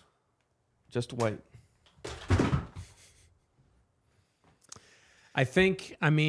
In Minecraft. this in Roblox. This should show you though. Why is Ted Cruz bending over backwards to hand wave away the fact that the American Israeli Political Action Conference is influential? Where they're bragging about a 95% success rate with all the people they back? And it's like, and he's like, whoa, what's your problem? Why are you even talking about this? Are you an anti-Semite? It's exhausting, dude. It's like, So I'll give you credit. I mean, Tucker's definitely exposing that. I just worry, like, are the people in general even capable of like understanding this?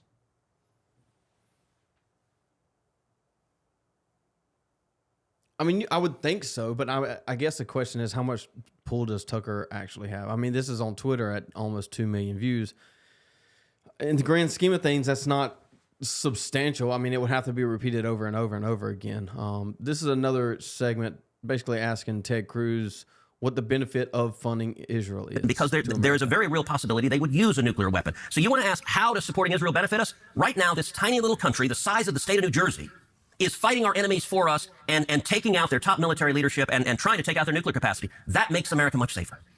So the president has said repeatedly... See, again, it's that line of, that makes America safer. What do you mean? It's this idea of taking... Like we talked about yesterday, America First has been weaponized. Well, language is weaponized, but specifically America First. What does America First mean? Who gets to define it? And whoever is wielding it gets to define it. And so from there, you can go, America First means American safety. What does American safety mean? American safety means not allowing Iran to have nuclear weapons. First of all, I disagree with both of those statements. I disagree that America's safety means America First. I disagree that Iran not having nuclear means America's safety. And then from there, you have to end up with, if Iran is going to pursue weapons, then it is America First to attack Iran. That's how the logic flows from that. And so Ted Cruz can say, I'm America First, and then follow that up with bomb Iran or invade Iran or regime change Iran.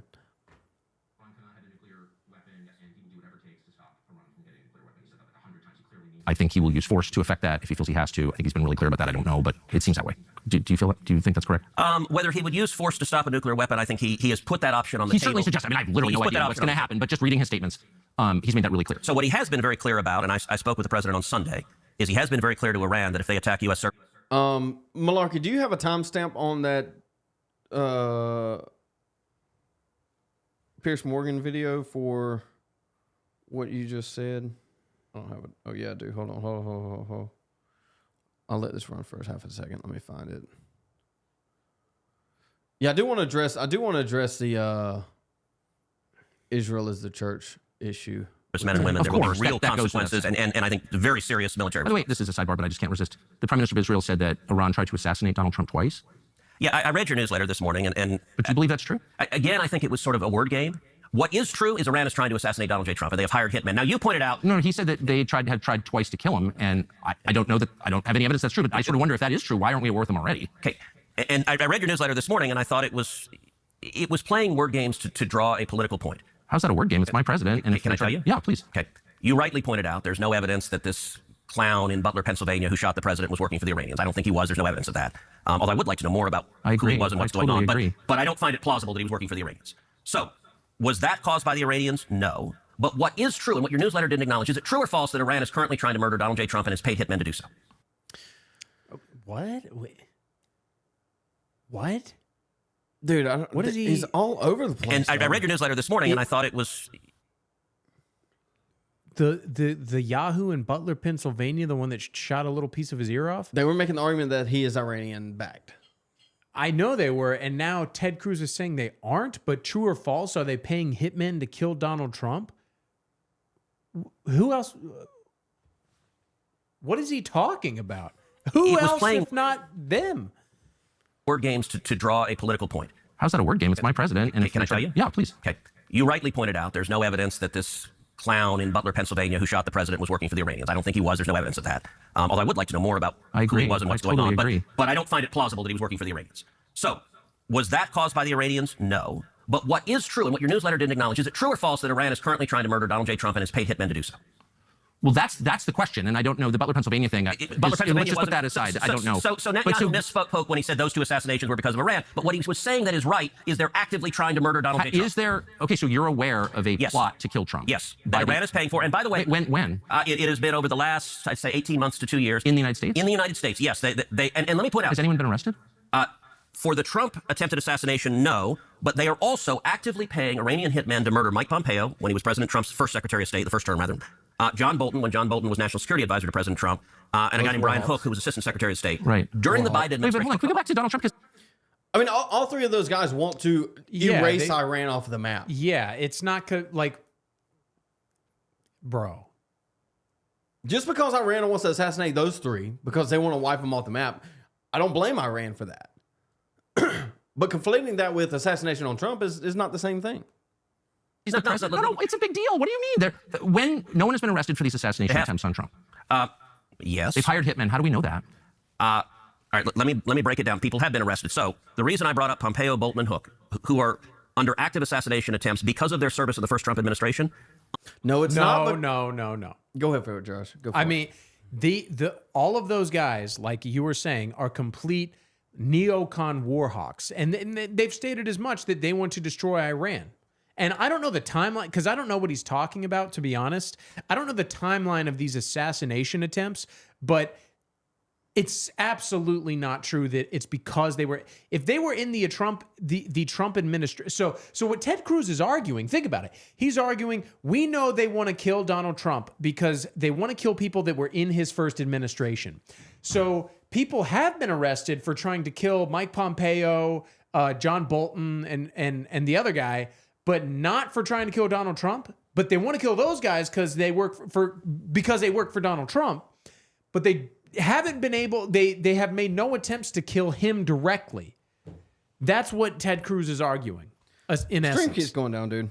We're gonna have to okay. stop We might playing need to this. stop. Yeah, we might just need to take it from here. I'm gonna go ahead and get the Pierce Morgan thing set up. Okay. All right, we're back live. We are. I'm gonna have to back. stop playing the Tucker thing. They're just getting copyrighted. We're just getting copyrighted left and right. Let me send this to myself, and then we will react to it. Like I said, Nancy Mace just oh, there it goes. Yeah, I got it right here. Thanks, though, dude. On top of it today, boys. Just slow. They have millions of people under.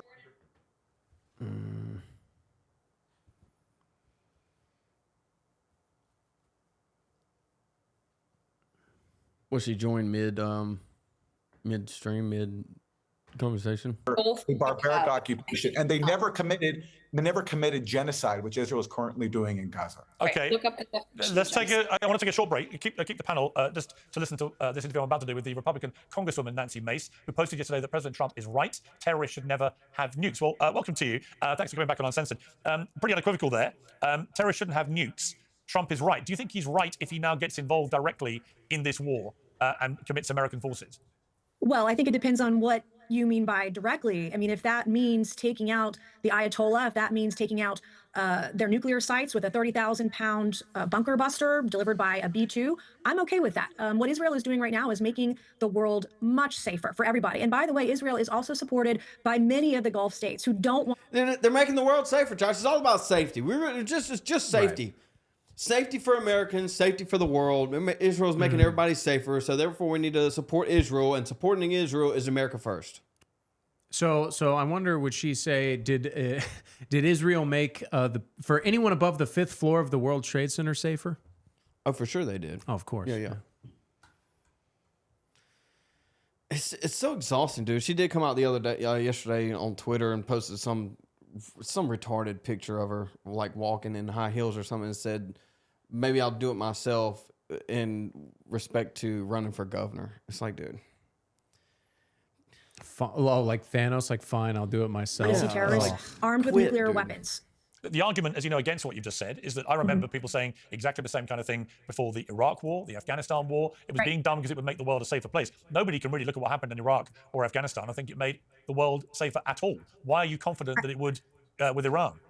I agree with you there. And in fact, I was against the war in Iraq for the reasons that we went after Saddam Hussein. We didn't have weapons of mass destruction. There was not evidence of that. And Dude. Bull. Every single politician, with the exception of like Rand Paul in 2002, were pro going to war with Iraq or Afghanistan. Yeah. Every single one, without exception. And now these people come out and say, oh, I wasn't pro-war. Bull, dude. Well, yeah, and it's just like because they don't have the record yet. That's what I'm saying about it. Is like we got to be mindful of the next generation because the mistakes, you know, like they can pawn the mistakes off on their people that came before them. Something that they absolutely would have believed if they were there, that they probably did believe at the time, but they were so young, no one gave a shit. Like they can use this as the excuse. Well, real regime change has never been tried. Yeah, exactly. Very vocal about that. This is different. This is different based on real intelligence. I was overseas in the Middle East a few months ago. I visited Israel. I've had those conversations. I do believe that Iran was very close and is very close to having a nuclear warhead. The threat is real. And it's not just about Israel. Israel is just the tip of the spear. This is about our national security. Iran, if they get a nuclear weapon, they're not just going to bomb Israel. They're going to use it against all their enemies if they can. And we have to make sure that we can live peacefully, that people can live peacefully in the Middle East. And Israel is doing work for everybody else in the Middle East right now. And I support their endeavor, and I hope they finish the job. We've had Tulsi Gabbard, Director of National Intelligence. She said literally just 2 months ago that there was no evidence that the United States had determined that what you just said is correct in terms of Iran's ability to create a nuclear weapon imminently. And we've had the Atomic Agency say the same thing. I saw the director on television last night saying he'd not seen anything. How come you know that there is the evidence of that, but Tulsi Gabbard doesn't, and nor do the atomic agencies? Well, as President Trump said the other day, I agree with him based on intelligence I have been briefed on, that they were close. And Trump is right, as he's always been right. He stated the other day that he believed Iran was close to being armed with nukes, and he's correct. I believe what his statement that he said was true. They're so close. They're so close that they're going to be armed with nukes. They're so close. It's going to be next week, tomorrow, except it's like, it's the same thing over again. Well, I was against war in Iraq because there was no evidence of WMDs. But Donald Trump says there is. So I believe him. It's so exhausting, dude. Last night was a fascinating dust-up between Senator Ted Cruz and Tucker Carlson, which kind of laid bare the split on the conservative right in America, with many lining up to support Trump and Well, this is something I wanted to get to today that I didn't even really think about to get to until now. Right, Josh, is this idea, this split between go to war in Iraq or go to war in Iran, really it doesn't matter at this point, they're all the same thing. Go to war in Iran or not go to war in Iran is the same division of GDP versus nationalism. It's the same split on the Republican Party. And this is the nature of a big tent party. If you invite everyone into the tent, eventually there's going to be a split. And this is where the split is.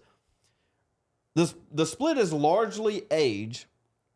And from there, it is defined by various factors. One being die for Israel and sell out your countrymen for GDP.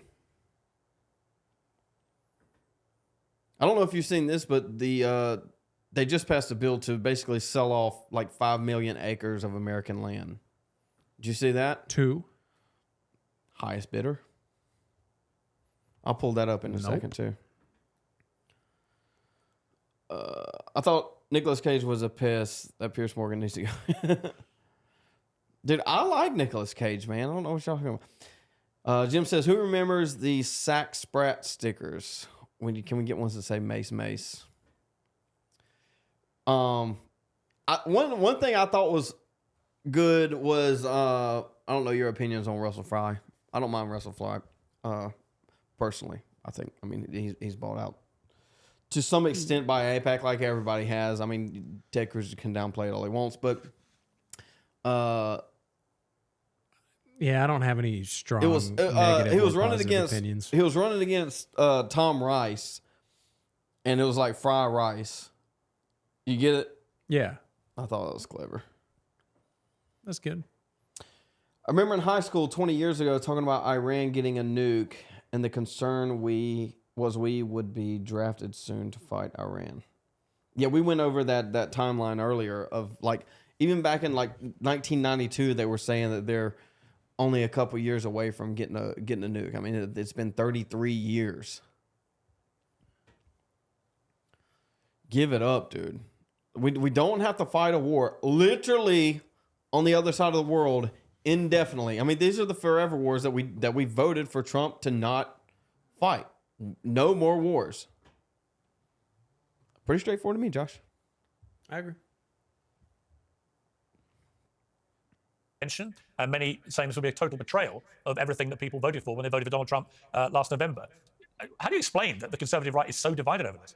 Nobody wants a forever war with Iran. We don't want to send our men and women in uniform to go die in Iran. I believe that once the regime, the mullahs, the Ayatollah, and the rest of his team are taken out, I believe that people will rise, because over 80% of Iranians, they want freedom, they want democracy, they want a non-nuclear Iran. There are leaders outside of Iran right now waiting to step in to help Who take told her over in a that? new government if one should occur, if that should occur. The other thing is that in terms of Israel and the United States and this whole situation, is that Israel's doing the fight.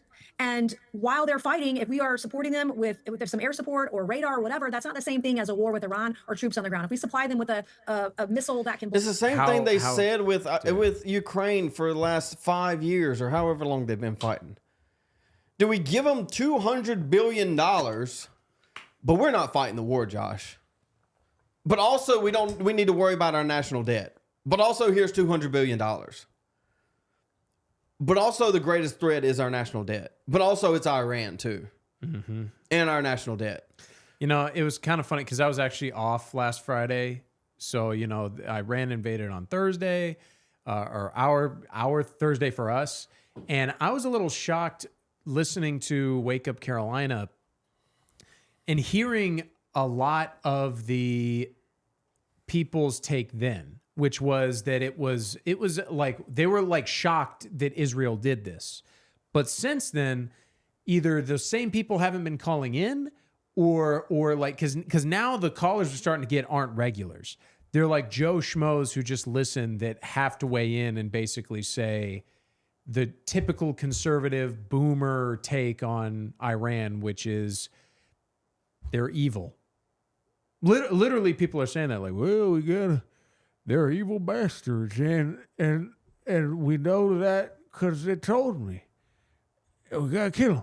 That's about it. It's simple as. Right. Well, that's what I was saying the other day. Is they have to dehumanize the enemy. I'm not saying it's right or wrong, but that's what you have to do if you're going to fight a war. You have to dehumanize the enemy. Putin evil, Hitler evil, Trump Hitler, Bush Hitler, right? And you follow this logic down. And it's like, maybe they're a person and they just want to defend themselves. Maybe even act offensively in their self-interest. But calling them evil doesn't do any justice to you, them, or the argument in general. It's just a blanket statement for you to glass the entire Iran. We're going to listen to a little bit more of this, and we'll see how this goes. Anybody in chat got anything else they want to throw at us? And then I'll check Twitter here in a second, see if there's any updates on, I guess, Ted Cruz. He's been crashing out today. Oh, boy. That's nice. Peacefully, that people can live peacefully in the Middle East. And Israel is doing work for everybody else in the Middle East right now. And I support their endeavor, and I hope they finish the job. We've had Tulsi Gabbard, Director of National Intelligence. She said literally just 2 months ago, and in Iraq. Those EFPs, the copper core, explosively formed penetrators, improved IEDs, were being made in Iraq by Iraqis. And yes, it's true. I agree that it's different than having troops on the ground. Having a ground war with troops on the ground versus supplying the arms necessary to take out all of their nuclear facilities. I think those are two very different levels of... Dude, an issue I have with Piers Morgan is his forced involvement in American politics. It's like, stay in UK or wherever you're from, dude.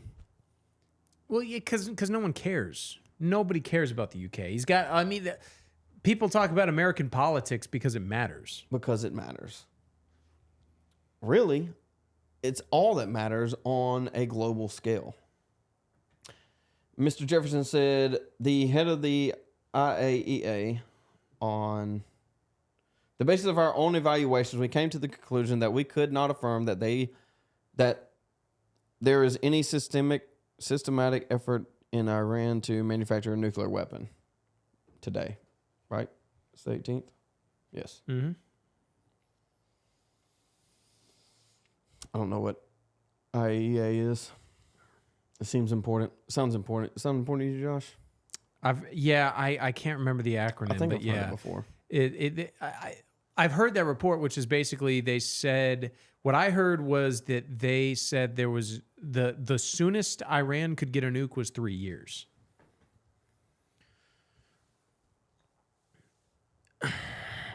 I guess a question I would ask you, and maybe you know, maybe you don't know, maybe you can just blab for a half a second is Blab, blab, blab. why now? Is it solely because October 7th is just run out? Is their good graces of being attacked by themselves, or at least allowing the attack to happen, kind of run out? So now they gotta put some more gasoline in the tank. I wouldn't be surprised at all. Let me. Are you trying to look up what the IAEA is? No, I'm trying to find any updates on what we're discussing today. Josh. Mike Collins. This is what I wanted. This is what I Hold on, let me send this to myself. This is what I was talking about. The one person that had a $9 APAC tracker score outline. Boom, boom. I thought this was funny.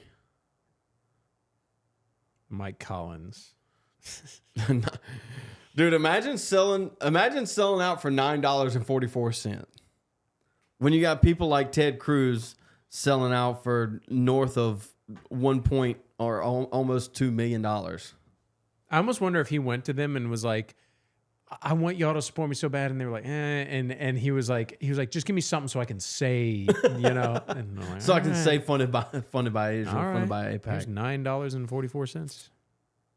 I mean, that's a crazy number. Like you couldn't even do 10. Oh boy. Excuse me. I just thought that was funny. Lord of the Ree, welcome to the stream. All I heard was Josh is gay. I'm late and gay still at work. We can be gay together, Lord of the Ree. I'll see you soon. I'll see you soon. We'll go to Peter Thiel's birthday party where he kills his boyfriends. Yeah, Ted Cruz is still crashing out, boys. Still? Jeez, man. Yeah, he's been crashing out while we were on screen too. Let me see if I can let's scroll real quick.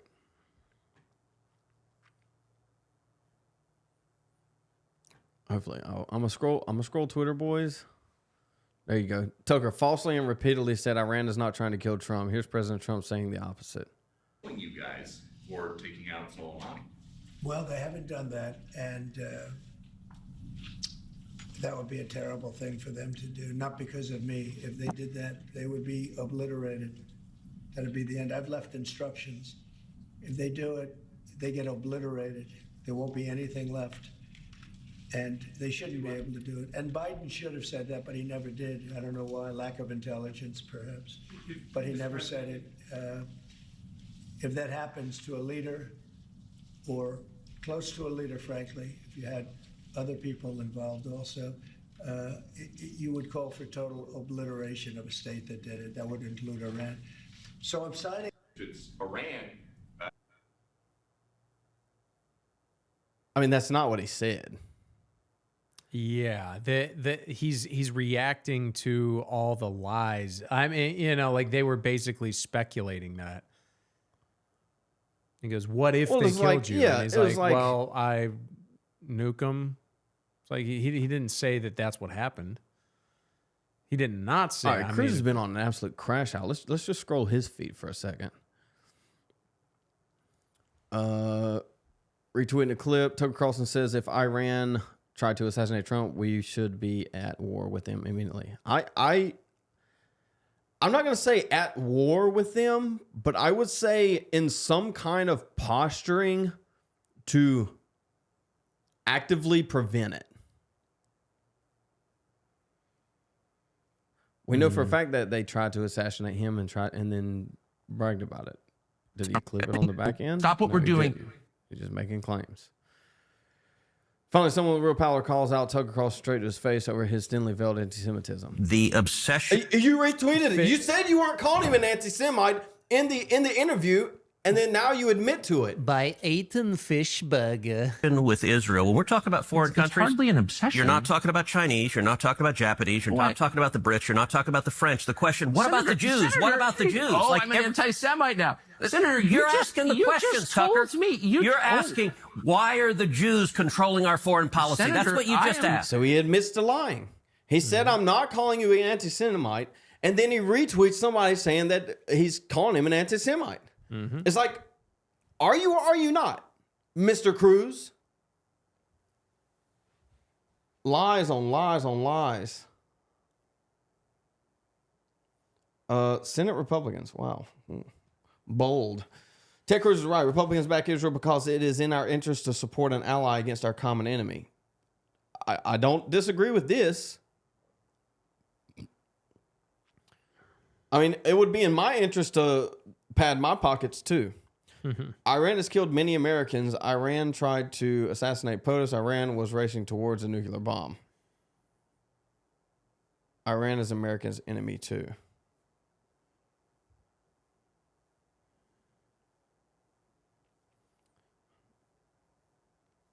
Israel has taken out the top Iranian military leadership. They are fighting our enemies for us.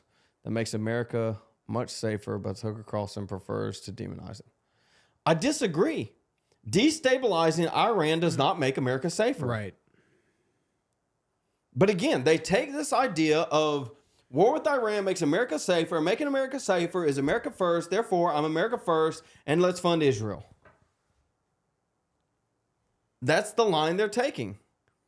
And this is the problem. This is what you're going to see coming out here in the near future. Is this, again, from yesterday, this weaponization of America first. They're going to take America first and play whatever line that they can from some variation of American safety or American GDP or whatever it is that's not actually America first. And they're going to try to line it out until they get what they want, because they're going to weaponize America first because it resonates with so many people. Tucker Carlson, Iran deserves to be annihilated. Yeah, let's trust this source, Josh. You want to trust this source? This is also 2012. This is 13 years ago. This was back when Tucker was even pro-Iran Iraq war, pro-Iraq Afghanistan war. I mean, he's renounced a lot of this since then. I mean, 13 years is a long time, dude. 13 years ago, I was 20. 13 years ago, I was in the Marine Corps. Almost going to go to our war with Iran by myself. Dang, I was 14. Jeez. What is the airspeed of velocity of an Al-Laden shallow? But see, this is what they're doing. Yeah. It's such bad faith, dude. Yeah, like acting like what? Like, why are you talking about this? What's the big deal? It's relevant. Are really invested and understand for dude. He is absolutely crashing out on this interview, dude. He's crashing out. I say I don't understand. For some reason, you are really invested in defending Russia, and I don't get that. I'm not attacking you with that. I'm genuinely like, I don't get why you're so passionate about defending Russia. I say Well, he clips the response. I don't know what the response is, but he clips the response purposefully. He leaves the laugh in. Yeah. Which it is laughable. Even if he was defending Russia, the problem is that they try to label Putin as evil and crazy. And they don't try to understand what is actually going on. The same thing with doing with Iran. Iran is evil, therefore bomb them. Russia, Putin, evil, therefore no nuanced positions, bomb them.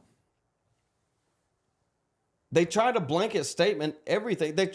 And this is something I've said for a long time too, is midwits try to simplify the complex and complexify. What's the word I'm looking for? Why am I doing this? Complicate the simple. It's a hallmark of midwitism, because they want to not actually engage with the substance. They just want to say the thing. And in this context, this is exactly what he's doing. Tucker Carlson was obsessed with defending Russia. I don't know, man. I mean, straight crash out, dude. How many? What's this, like post number 12? Is it that they're willing to spend money to do that? Opposed to that. It's awful. I am against killing anybody, actually, and especially foreign government. Okay. I'm asking about your allegation and the Prime Minister of Israel's allegation that Iran is trying to murder the president. Killing terrorists is a good thing. Killing people who are trying to murder Americans is a good thing. Because if you're America first, You want to see. Do you agree with that statement? What are you saying? Killing terrorists is a good thing. Just as a let's just take the statement as is. Sure. I mean, I don't know if I agree with it. It's such a, like, because this is what we've heard for so long, it's hard for me to divorce it from all of the baggage that comes with that. Here's the problem. Would Ted Cruz advocate killing anti-fascists inside of the United States? Should Antifa be carpet That's a bombed? good question. Would trannies are and should be labeled a terrorist organization? Would Ted Cruz advocate be okay with police gunning down black looters? Specifically in times of rioting and or natural disasters. I think you would have to classify it as some version of terrorism, but yes. Mm-hmm. Yeah. The answer is no, obviously. Of course not. Because they're Americans. But you want a blanket statement, terrorism, and then not apply it to the thing that it ought to be applied to protect America. And so killing Osama bin Laden was a fantastic But you don't day really for the believe world. that they're trying to... No, it wasn't. No, it wasn't. Killing Osama bin Laden brought about ISIS. I literally fought the war against ISIS in Libya. It's like, no, it wasn't. At least Osama bin Laden had stability in the region. Killing him destabilized it and created this 8, 9, 10 other caliphates, if you will. It amplifies itself when there is no stability because humans operate on a hierarchical system, and Osama bin Laden was the monarch at the time. Mm-hmm. You take away the monarch and everybody has a vie for the void of power that exists, which is by nature destabilizing. Chad, I'm going to catch up with you real quick. I got like 10 more minutes and we'll piece this out. My guy Sam tried to call in. No call-ins today. Yeah, sorry. We weren't doing that. We can try to do call-ins tomorrow. I'm down. We can do call-ins tomorrow. I guess depending on news cycle. I just know we had a lot to get through on the Tucker thing today, except they booted us a few times. It's going around. Let's shoot. We'll shoot for like 3:30 on call-ins. What we'll have to do on call-ins, guys, is kind of keep it a little shorter. We'll have to put not like a hard timeline on it, but we need to keep it like 10, 15 minutes maybe. What do you think on that? That's good. Or at least let's pick a topic, get through the topic, or maybe a couple of questions with a follow-up. Yeah, and then we move can. on. Yeah, we'll have to play it by ear, but we can't. But I don't want to feel bad for kicking people either. But yeah, let's shoot for tomorrow 3:30 ish. Give us about an hour to do our spiel, and then we'll jump into it. Excuse me. Isn't Ted technically Canadian? Is he? I think I've heard that. I think he is. Is he Jewish too? Is Ted Jewish? I don't think so. He looks Mexican. Yeah, he sounds Mexican. He's got like a little Hispanic. He sounds Fuentesian. No reaction there, Josh? Oh, because Fuentes is Hispanic? Yeah. I'm zooted, man. I don't know I can see. out or crashing. Pull up shoe on head, crash out. Yeah, I'll pull. Okay, I'll touch on shoe on head real quick. Who's that? Shoe on head, influencer that kind of went AWOL for a little while, and then started posting yesterday or the day before yesterday, and it was just straight APAC tracker all the way down. It was like crashing out on the APAC tracker. Again, Ted Cruz crashed out 2 hours ago. Crashed out, exactly right. And yes, Tucker really argued that when the Bible says Israel, it doesn't mean Israel. Yes. Yeah. It does not mean the state established in the 40s. Let me read through this from Mr. Friedman. Last night, Tucker Carlson acknowledged as a Christian the biblical mandate to bless Israel, but suggested that the government of Benjamin Netanyahu was not biblical Israel. True. That's true. Seems to me a pretty misguided point that this son of a rabbi will try to address. He's referring to himself. Yeah. Well, okay. Israel has always been Israel. I mean, you define Not the word. I really. mean, circular definition here. It has always had leaders, some good, some not. The Bible has never qualified the mandate to bless Israel by who was leading it. And by the way, I support Netanyahu. Not addressing Tucker's point. The notion of Israel today compromises the people that praise in the same language, in the same places with the same liturgy as in ancient times. Its faith is governed by the Old Testament. This is the same nation of Israel referred to in the Bible. Nope. Well, it's just circular definition. Israel is Israel because I say it's Israel. He's not even saying anything. The return of the Jewish people from the exile statehood within the land of Israel is exactly the biblical prophecy of Ezekiel, Isaiah, and Jeremiah, and actualizes God's covenants with Abraham, Isaac, and Jacob. No, the actualization of God's covenant with Jacob is Jesus Christ. Mm-hmm. Jesus Christ is the fulfillment of the covenant of Jacob or Israel. This is what they were chosen for. They were chosen to bring about the Messiah. And once the Messiah came, the covenant was fulfilled. And so from then on, you are grafted into the tree. Who's also, grafted in, Josh? And also Gentiles, you know, whoever accepts Christians, yeah. Yes. So this is kind of funny. The son of a rabbi is going to attempt to explain this, but he says, "Hey there." Oh, he says that their faith is governed by the Old Testament. He intentionally or not, what's the word I'm looking for? Neglects to include the Talmud. Both Talmuds. Yeah.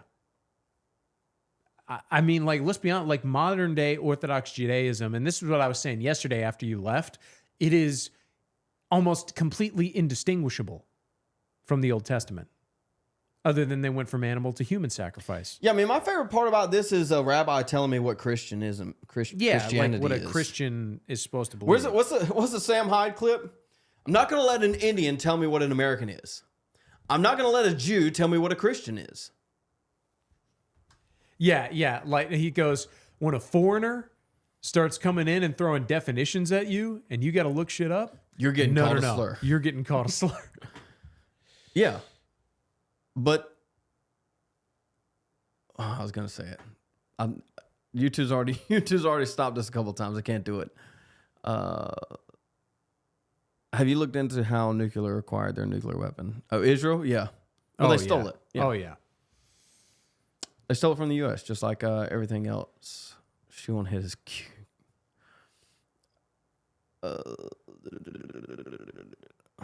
I don't know what they're referring to. Let's check out Shoe on Head real quick, just so Josh can get caught up. Oh, where'd my mouse go? Come on.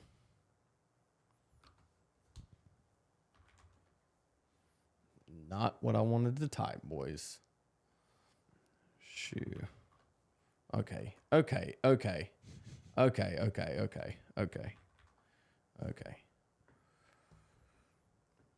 see what this crash out looks like. We'll go down here somewhere. February 14th. June 16th. All right, let's start here. Trust me, bro. For real this time. Iran has nukes. Come on, guys. Childless warmonger with no stake in the future, Lindsey Graham is currently on Fox cheering on regime change and freedom in Iran. Unplug the TVs in your parents' and grandparents' houses right now. Destroy their satellite dishes. Log off Facebook. Well, it's not just Lindsey Graham. It's also Tim Scott. Welcome to South Carolina. This is what we get. I love you too, Daddy. Money, please. I have done nothing wrong ever in my life. I know this. And I love you. I love you too, Daddy. Money, please. You've never seen that before? No, I've never seen it. Really? Where's all... It must be all the replies.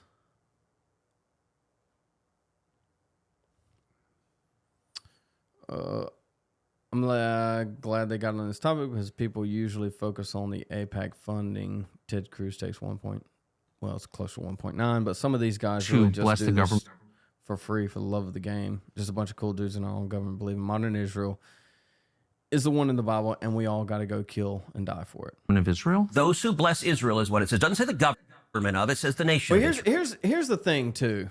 If you take those who bless Israel will be blessed and apply it to reality, we've been blessing Israel since 48. Have we been blessed since 48, Josh? It's coming. Hey, it's coming, Zeb. You just gotta. Once we defeat Iran, that's when it's going to get here. That's when the gold and manna will rain down from heaven. It's like if you just apply it as it says, it's just not true. We've been going downhill since the 50s. And we've been blessing Israel with everything we've got. We've been blessing them. How about this? How about let's stop demonizing Christians? How about let's stop persecuting Christians, the real Israel, and then see what happens? Your way's not working. Let's try ours. They'd kill you first. Since we've been blessing Israel, the country, Israel, the church, has been being wiped off the planet and persecuted. When you switch out the one thing from the other, just look at Christendom throughout history for the last, 1,600 years at least. People that have blessed Christians have prospered. Rome, Britain, America in its earliest founding up until 47, 48, whatever year you want to put on it. Your way isn't working. You're lying. Let's try ours, and it will. Synagogue of Satan. Those who call themselves Jews and are not. Whoa, easy with the anti-Semitism and Bible quoting, Josh.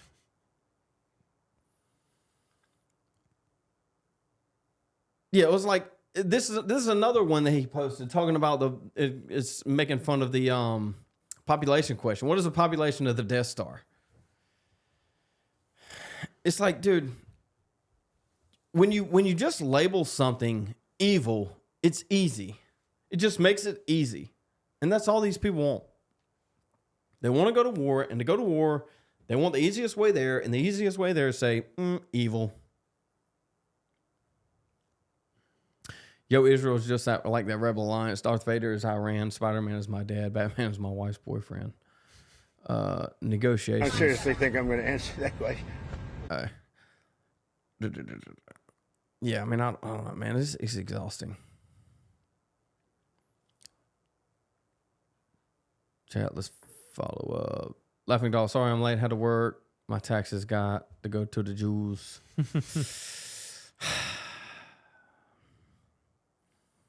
Yeah, I mean we still have to work at the end of the day is a major issue.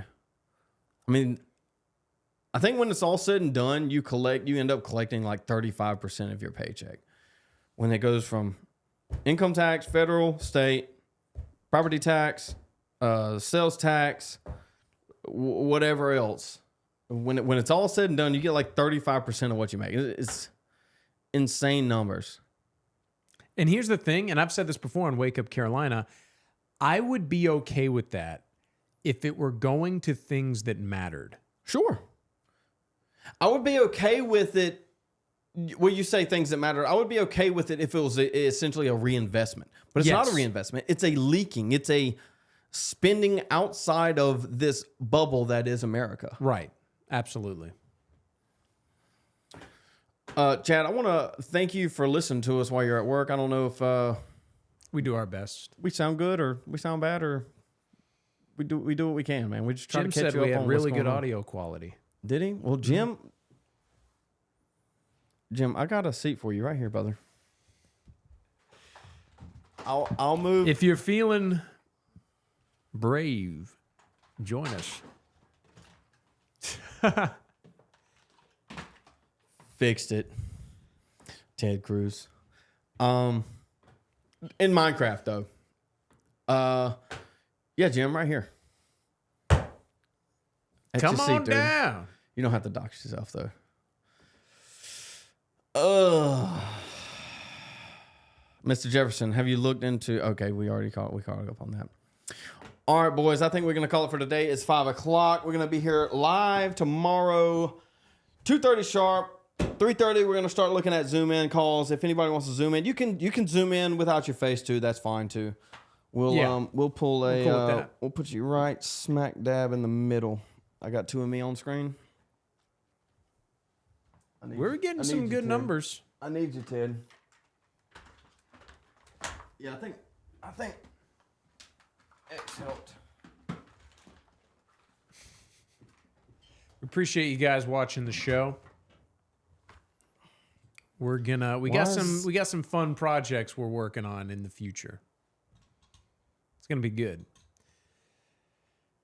And now I've got more. Oh, I don't have the juice camera for on the him, that's solo why. show. Huh?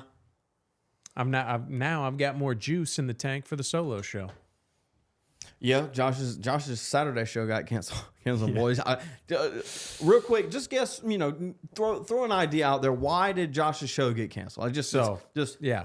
For those of you who haven't, we didn't talk about it intensely, but I work for a radio station. I work as a producer for a morning show, but I also, until today, had my own Saturday morning radio show that I did independently. I mean, not independently. It was part of the company. That's what I need, dude. I need a grenade in here. I need a fake grenade in here.